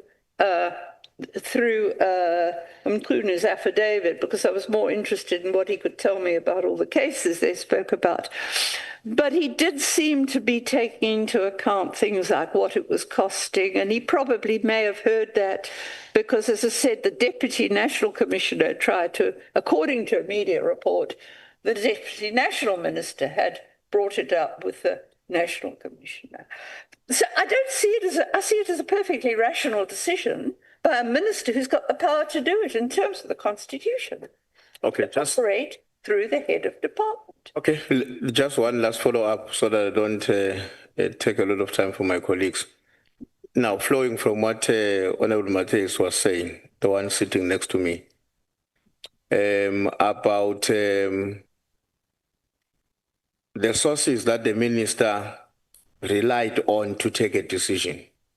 Now, let me say to you, because you, judging by your own experience, you are a very seasoned academic.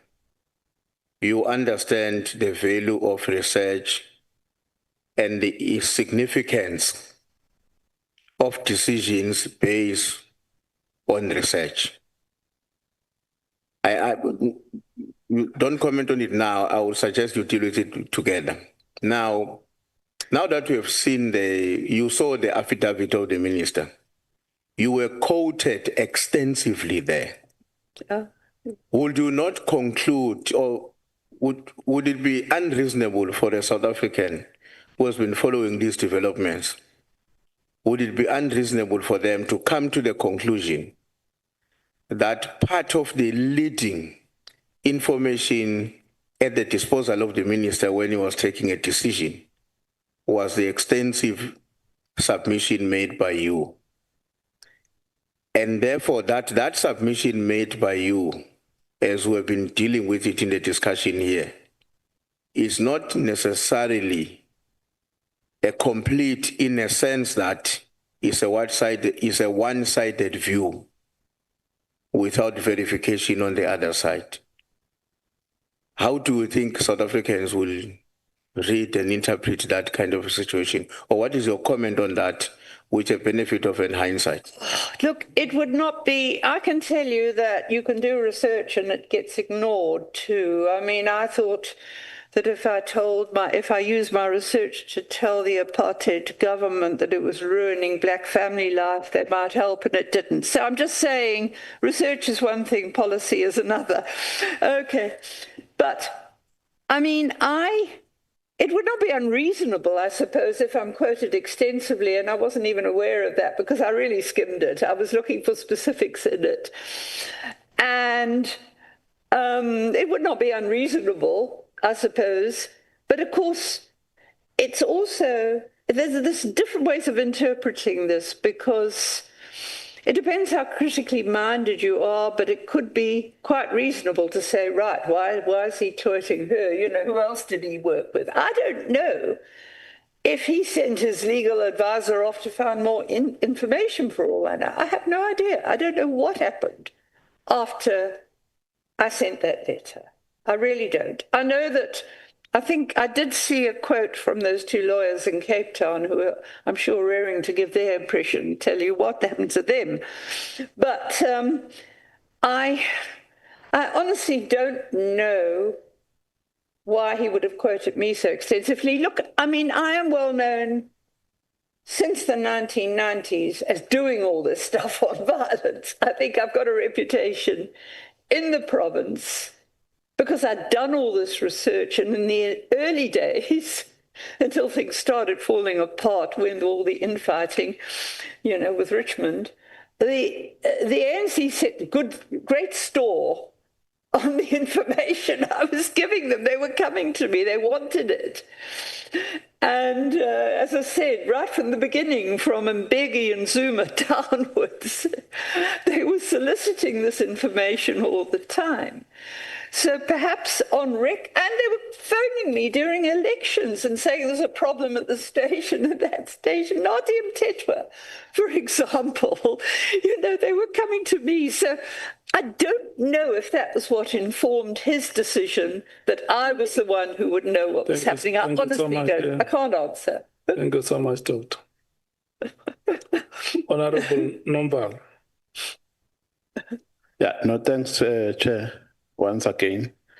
My follow-up relates to a response that has been given by Dr. Mary Haas to a question of Honorable Ngola, who was asking if she's aware of the fact that the PKTT was multidisciplinary by its design.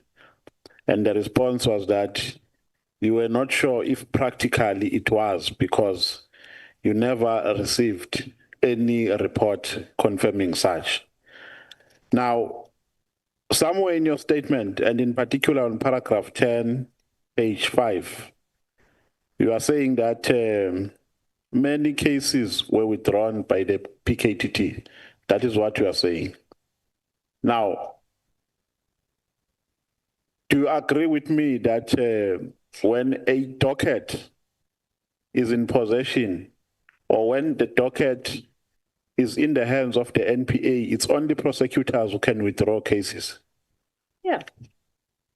So when you say here on paragraph 10, page 5, cases were withdrawn by the PKTT, what do you mean?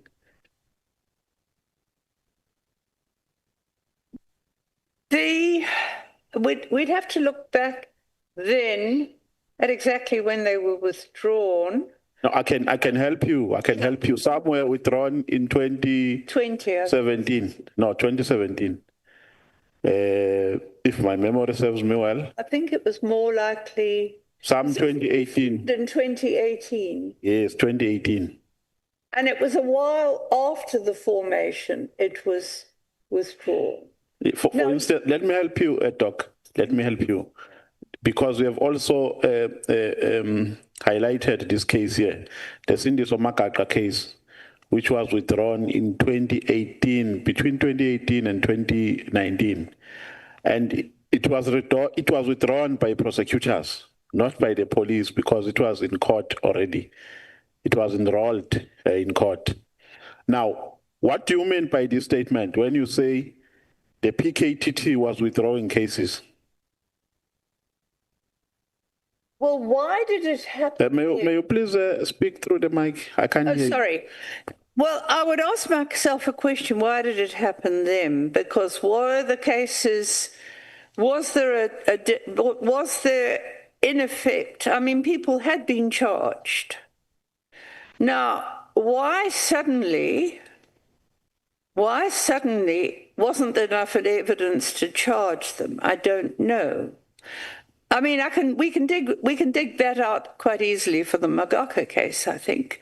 But I'm not sure who the prosecutor was at that stage, but initially, you see, again, this would be something, one would look at the prosecutor, but the initial prosecutor was actually quite a good prosecutor.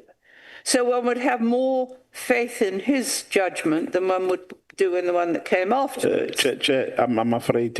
I mean, I can't, yeah. The doctor is not answering my question, and my time is very limited. Yeah, sorry, but I can't. I mean, she is peripheral, Doc. What do you mean here on paragraph 10, page 5, when you say cases were withdrawn by the PKTT? well, they were withdrawn after the PKTT came. So we must remove the statement. Yeah. Withdraw it. Oh, right, yeah. Okay. No, I'm asking, should we remove it? Well, I mean, yeah, it was badly phrased. I did this in a huge hurry, I must tell you. I had to do a lot of work that I didn't have time for, and that's why I'm tired. Right. Yeah, I didn't have much time to do all this, and in places I agree the wording is not quite right. It was, they were withdrawn after the PKTT took over, and not immediately after. Doc, I think you are giving a topsy-turvy response. You are not responding directly to my question and precisely. Yeah. The question is, what do you mean by this statement when you say cases were withdrawn by the PKTT? They did not, well, that was what was, the PKTT came in, the cases were withdrawn. After they took the dockets. By who? Well, they would be withdrawn by the prosecutor, but the prosecutor was working on what evidence he had from the investigators. So for all I know, the investigators came in with evidence that contradicted the arrest. I don't know, but it happened after the PKTT. You wrote something that you are not sure about. When you say you don't know. It happened, but I don't know the processes that led to it. The witness has conceded to that point. So we must remove it. Yeah. Okay. No, thank you very much. Well, they were withdrawn after the task team took over investigation. Yeah. And that can be open. It can be their fault, it can be the prosecutors. The point, Doctor, is that the PKTT, by law and practice, does not have the authority to do what you say they did. No. So you agree with what Honorable Nomvalo is saying? No. I agree in the sense that I don't know how the decision was taken, but it was after the PKTT took it, because they were working with the prosecutors. The bottom of it is that it is not the decision of the PKTT. No, and that is why you say you also do not know how the decision was arrived at. Thank you. Yeah. Honorable Skosan, you are the last, and then we go to Honorable James. Thank you, Chair. I just wanted to make a follow-up question. I think Honorable Matthys, when he started, she started by asking the academic credentials of Mary Dihas. Am I right? The academic? Sorry. Your academic credentials. Yes. Yes. Now, you studied at the University of Natal, am I right? Pardon? You studied at the University of Natal. University of Natal? Yes. Yes. That's where you got your anthropology. Yeah, those were anthropology degrees. So you had your master's on social science, am I right? Yes, research masters. And then the Rhodes University conferred you with LLD honoris causa, am I right? Yeah, that was Rhodes afterwards. Now, because you are given a frequent public commentary on specialized policing, intelligence, and criminal justice matters, it's very important for us here in Parliament that we must distinguish between your end academic qualifications and the honorary recognition you received then. Now, as from now, as you know, Rhodes University can call you, inverted commas, a doctor. But in Parliament, it must be very clear that you must be referred as Ms. Dihas here. Am I right? You can do either. Some people do use that honorary term. No, Doc. But yeah. I said we were calling you Doc B before, but I want the public and Parliament to capture that that in Parliament here, we are not a doctor, we are Miss Dihas. Whatever. I don't care what you call me. No, it can't be whatever. I can't be called a professor as well. No. I just want us to capture that. Let's not argue about titles, Jali. Just go straight to the point. No. My point is that I'm making a follow-up question on that. Nothing else. Hence, I can't call the chairperson a professor. I know he's got an academic qualifications in law, but I can't call you a professor. So I want us to capture this, because remember, we were told initially that Ms. Dihas is Professor Dihas. Well, he cleared it us to today here.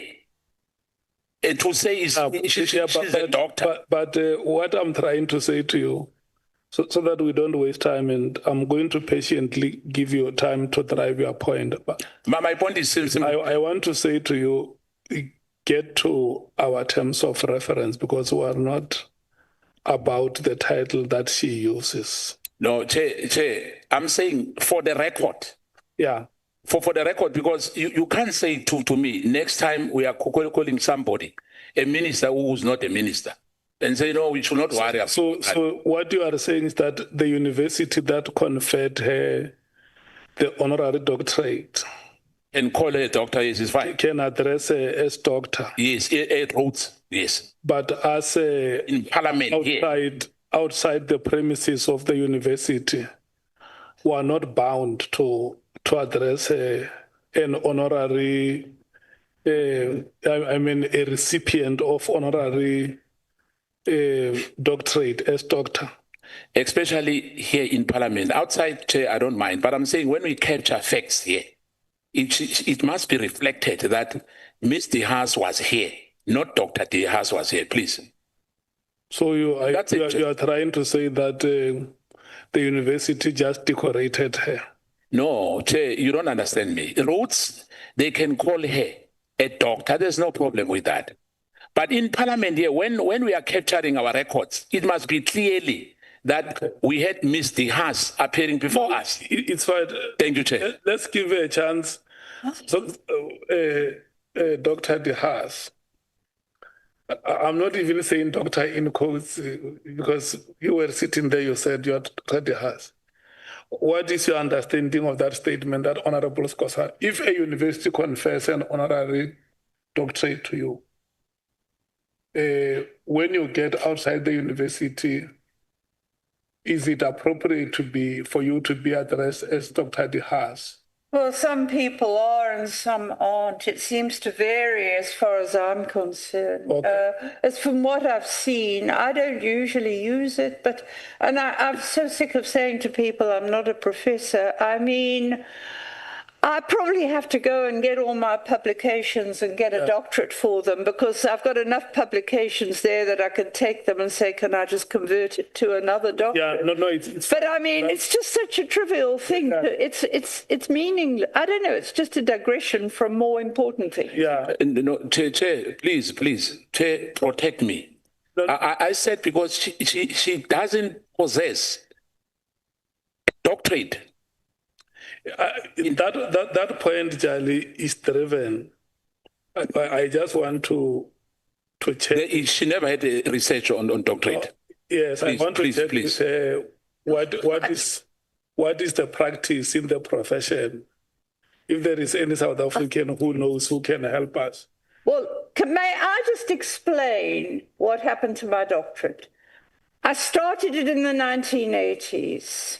I was diverted because I got an offer from the Human Sciences Researcher to get money to research. Yeah. So I put it aside. I then wrote I wrote chapters on the theory of the time. And then I got caught up in all this violent stuff. No, it's fine. And it went on and on. I did 4 different theoretical. Let's not be here. It's something Thank you, Chair. We'll come to at the end of the proceedings. Thank you, Chair. Maybe we can be assisted on that one. It must not. There's nothing silly, Chair. It must not derail our meeting. Look, you have not completed your doctoral degree. For good reasons, I may tell you, very good reasons. That is acceptable. It's fairly reasonable. Honorable James, it's now 20 minutes past 20 hours. Your time will expire at 20 minutes before 9 with a discretionary 5 minutes from the chairperson. Thank you, Chair. I don't think I'm going to need those 5 minutes today. All the questions has been asked, everything that I've written down, everyone has asked my questions. Dr. Mary, your complaint, your instruction to the minister, I need you to focus. Dr. Mary? Yes, I'm listening. Sorry. I wasn't listening in my microphone.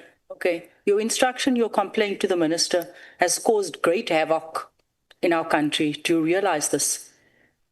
We are now having to pay 4 ministers.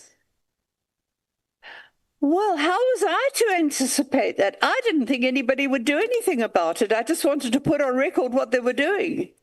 How do I know? How can I preempt this? Am I getting blamed now for this mess?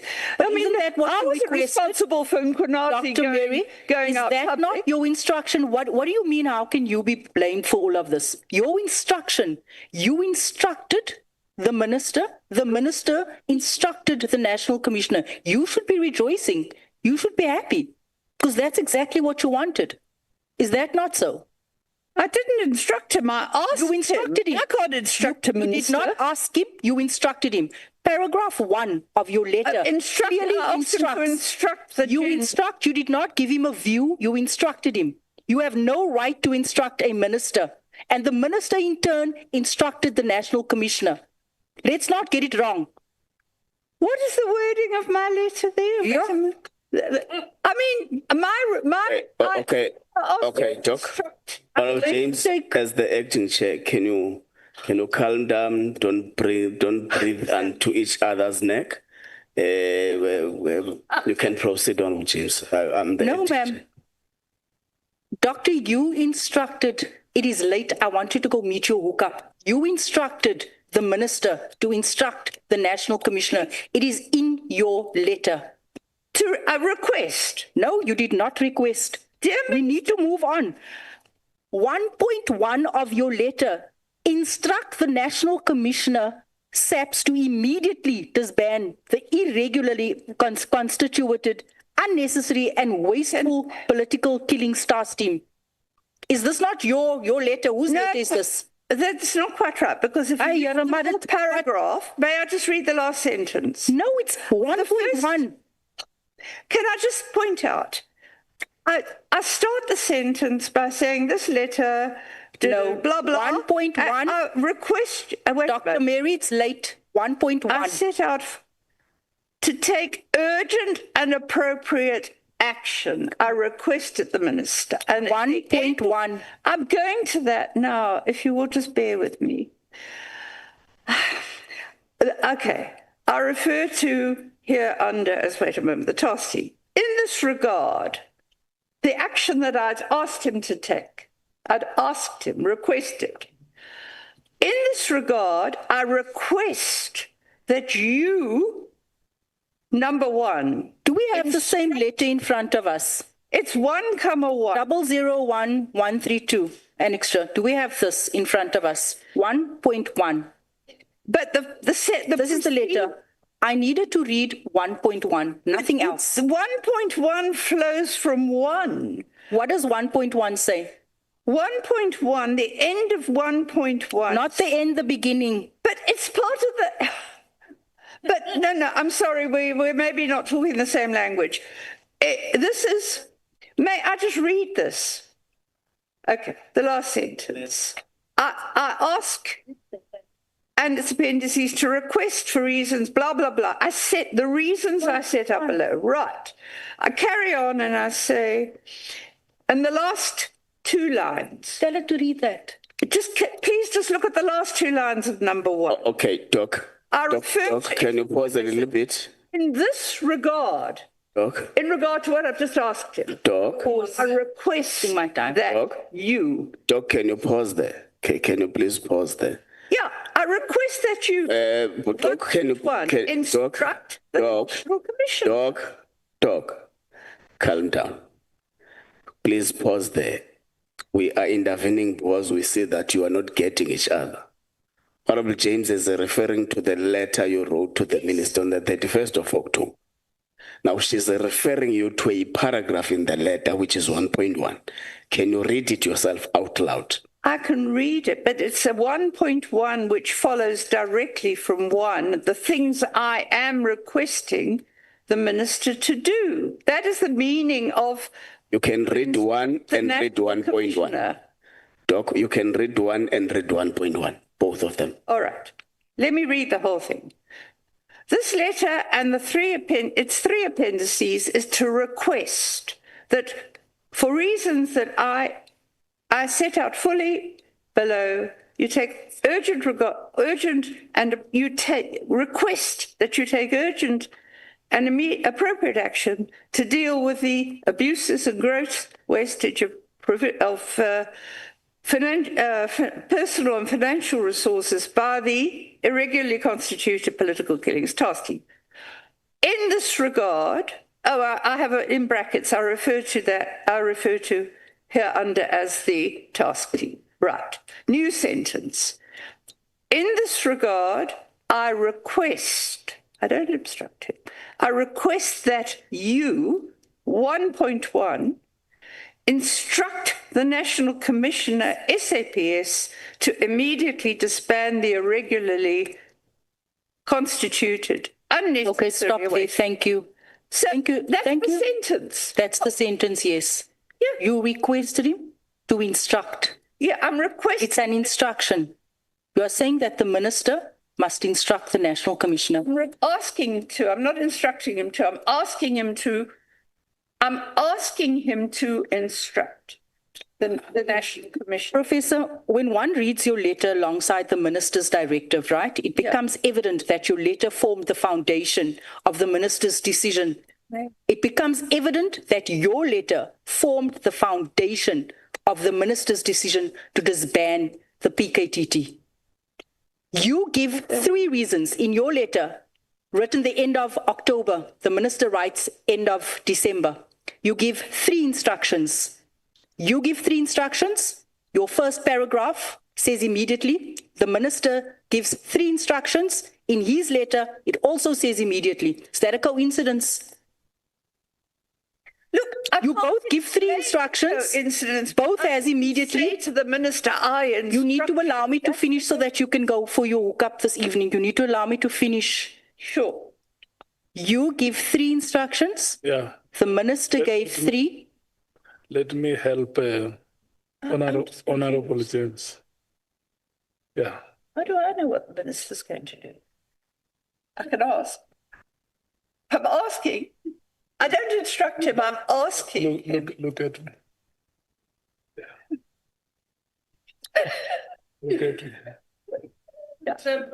Honorable James is talking to. Okay. Yeah. All right. Okay. I'm trying to reply. We can proceed and clarify. That's what I'm trying to do. I can't answer your question about why the minister did it. I honestly can't, because I've never spoken to him about why he did it. And I'm getting the blame for it. I mean, it's just, I'd never have done it if I'd known. Quite frankly, I think it's... But it has precipitated some investigations. Look at it that way. Let me get back to my question. When one reads your letter alongside the minister's directive, it becomes evident that your letter formed the foundation of the minister's decision. Am I right? You both had 3 instructions. You both said immediately in there. It was 8 weeks apart. You should be rejoicing that your activism has finally paid off. Because this is what you wanted. You said it was wasteful. You said it didn't add value. Yeah. You said it was unnecessary. You said dockets were going missing. So yes. Look, as I said, I never anticipated this. I never thought a minister would act. I'm trying to guess why he did act, and I'm sure he wouldn't have only acted on what I said. I mean, it may have been the last straw that broke the proverbial camel's back. Well, we've been thinking about it, and yeah, if she's saying it, maybe I have to take it. I'm guessing. This is not a place, Doctor, this is not a place where you come and guess. Let me move on. General Mkhwanazi testified that there may have been a third force behind your letter. That there may have been a third force. How do you respond to that allegation? Well, you must define what he means by a third force to start with. Do you think it's the fact that there are so many similarities between your letter and the minister's? Well, that's not a third force. What it's doing is suggesting I'm being motivated by something sinister. I mean, it's like saying we use the third force for all the covert apartheid agents. Are you trying to link me to that now? Is Mkhwanazi? Well, he might do, because he was trained by quite a notorious public order policing, in fact, so notorious that he got taken out when he attempted a coup in Botswana. Maybe to come back now. Doc, you need to come back. You need to come back now. No, I mean, that's insulting. No, Doctor. Wait. May we just simply respond to the question that Honorable James is asking? Botswana is not one of our provinces or our districts. And as Parliament, we wish to pursue cooperation and harmonious relation with Botswana as one of the countries or our neighbors in SADC. So, yeah. Thank you, Chair. I want to take you to paragraph 4 of the same letter that you wrote, right? Where you assert that General Khumalo was holding 2 positions, and that was a conflict of interest. Am I correct? This is in my statement, right? You actually also mentioned it earlier on, that he was holding 2 positions, it was conflict of interest, and it just wasn't right. It's never been done, it's never been heard of. That's what you said in your letter. I mean, I have complained about his holding 2 positions, because at that stage, when I wrote this letter initially, he was believed to have been running the task team, but although he wasn't running it physically, he was in operational response. He was managing it. He was managing it in terms of a project manager, but he was also then holding the position of head of crime intelligence. And that isn't, I've tried to explain why it's a conflict of interest, because both of them involve financial disbursements. And it has to be very clear to people that they're separated and there's no overlap between one lot of disbursements going to another. Dr. Mary, what would you say if I put it to you that that assertion was factually incorrect? He was not holding 2 positions. He had his position and he was deployed to head up the political killing stars team. He was not holding 2 positions. You were misleading this House and you were misleading the public, saying that General Khumalo was holding 2 positions. He was not holding 2 positions. I was told that he was an operational response. There was a special task team set up to deal with the political killings, and he was deployed there as a result of his skill set. He was to go and assist. He was deployed as a project manager, which that doesn't mean he's holding 2 positions, ma'am.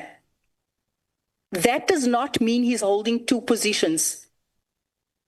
De facto it is, because in both he's handing money.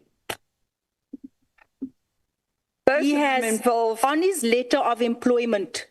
He has 1 position. You cannot employ someone twice. What was he in his? No, you must tell me, because you said that it was unethical. You said there was conflict of interest. So you must tell us. I've told you and I'm putting it to you that you are factually incorrect. I was told initially that... By who? By investigators in the task. That was misleading you. And by, actually, I think the other person who told me Well, the person who told me initially that they were going to move Khumalo out of operational response was on the parliamentary committee at the time, Philip Mhlongo. And then the late Philip Mhlongo, who was the EFF rep on the parliamentary committee before the 2019 elections, he was the one who told me that there was so much trouble in operational response, they thought he was going to be moved out. He wasn't. I was told that he remained in operational response and then was deployed as a project manager. And this came from someone who was in management at the time of the establishment of the task team, that he was actually structurally based in operational response, but he was deployed as project manager in the task team. And the project manager was the person who did the accommodation, the allowances and everything for the task team. Then he was appointed in the end of 2022 to be the head of crime intelligence. That's where the real conflict of interest comes in, that he's still the project manager and he's heading crime intelligence. It doesn't matter. As I said, he wasn't structurally there. I was told he was doing it while he was operational response. But he was, in fact, the project manager for crime intelligence. That was the official designation. I was told by a member of management at the time the team was established. I put it to you that they were misleading you. General Khumalo, and I'm going to say this for the last time, does not hold two positions, and we're going to leave it at that. What is his position in terms of the police? He's the head of crime intelligence, and that's it. And he's allowed to work outside of, and he's allowed to work in any province. And he's allowed to head up task teams. But he's allowed to lend his skill to any situation in this country that requires it. Are you talking about his crime intelligence position? I'm sorry, I'm trying to understand. I was told he'd remained in operational response. So I'm asking you who told you that so that we can call out that person who's misleading you. Well, he does not hold two positions. He has one letter of employment with only one position. How do you know it, sir? Let me tell you something. Let me tell you something. Somebody... Let's move on, Chair. I'm just saying that I've seen that police records have been changed by somebody who was acquitted by a court and saw that on the police records. So you're saying that his police record has been changed and he holds two positions and he's getting paid two salaries. Is that what you're saying? I'm not saying he's getting two salaries. I'm saying that he's in a structural position. He's getting a salary. I have no idea where he's getting. Chair, please. Protect me. Project manager. Chair, please. Oh, because you're going to tell me I'm breathing down the witness's neck. The witness is taking us on a wild goose chase here. Nobody knows. No, let's wait. It's their word against. I'm telling you what I was told.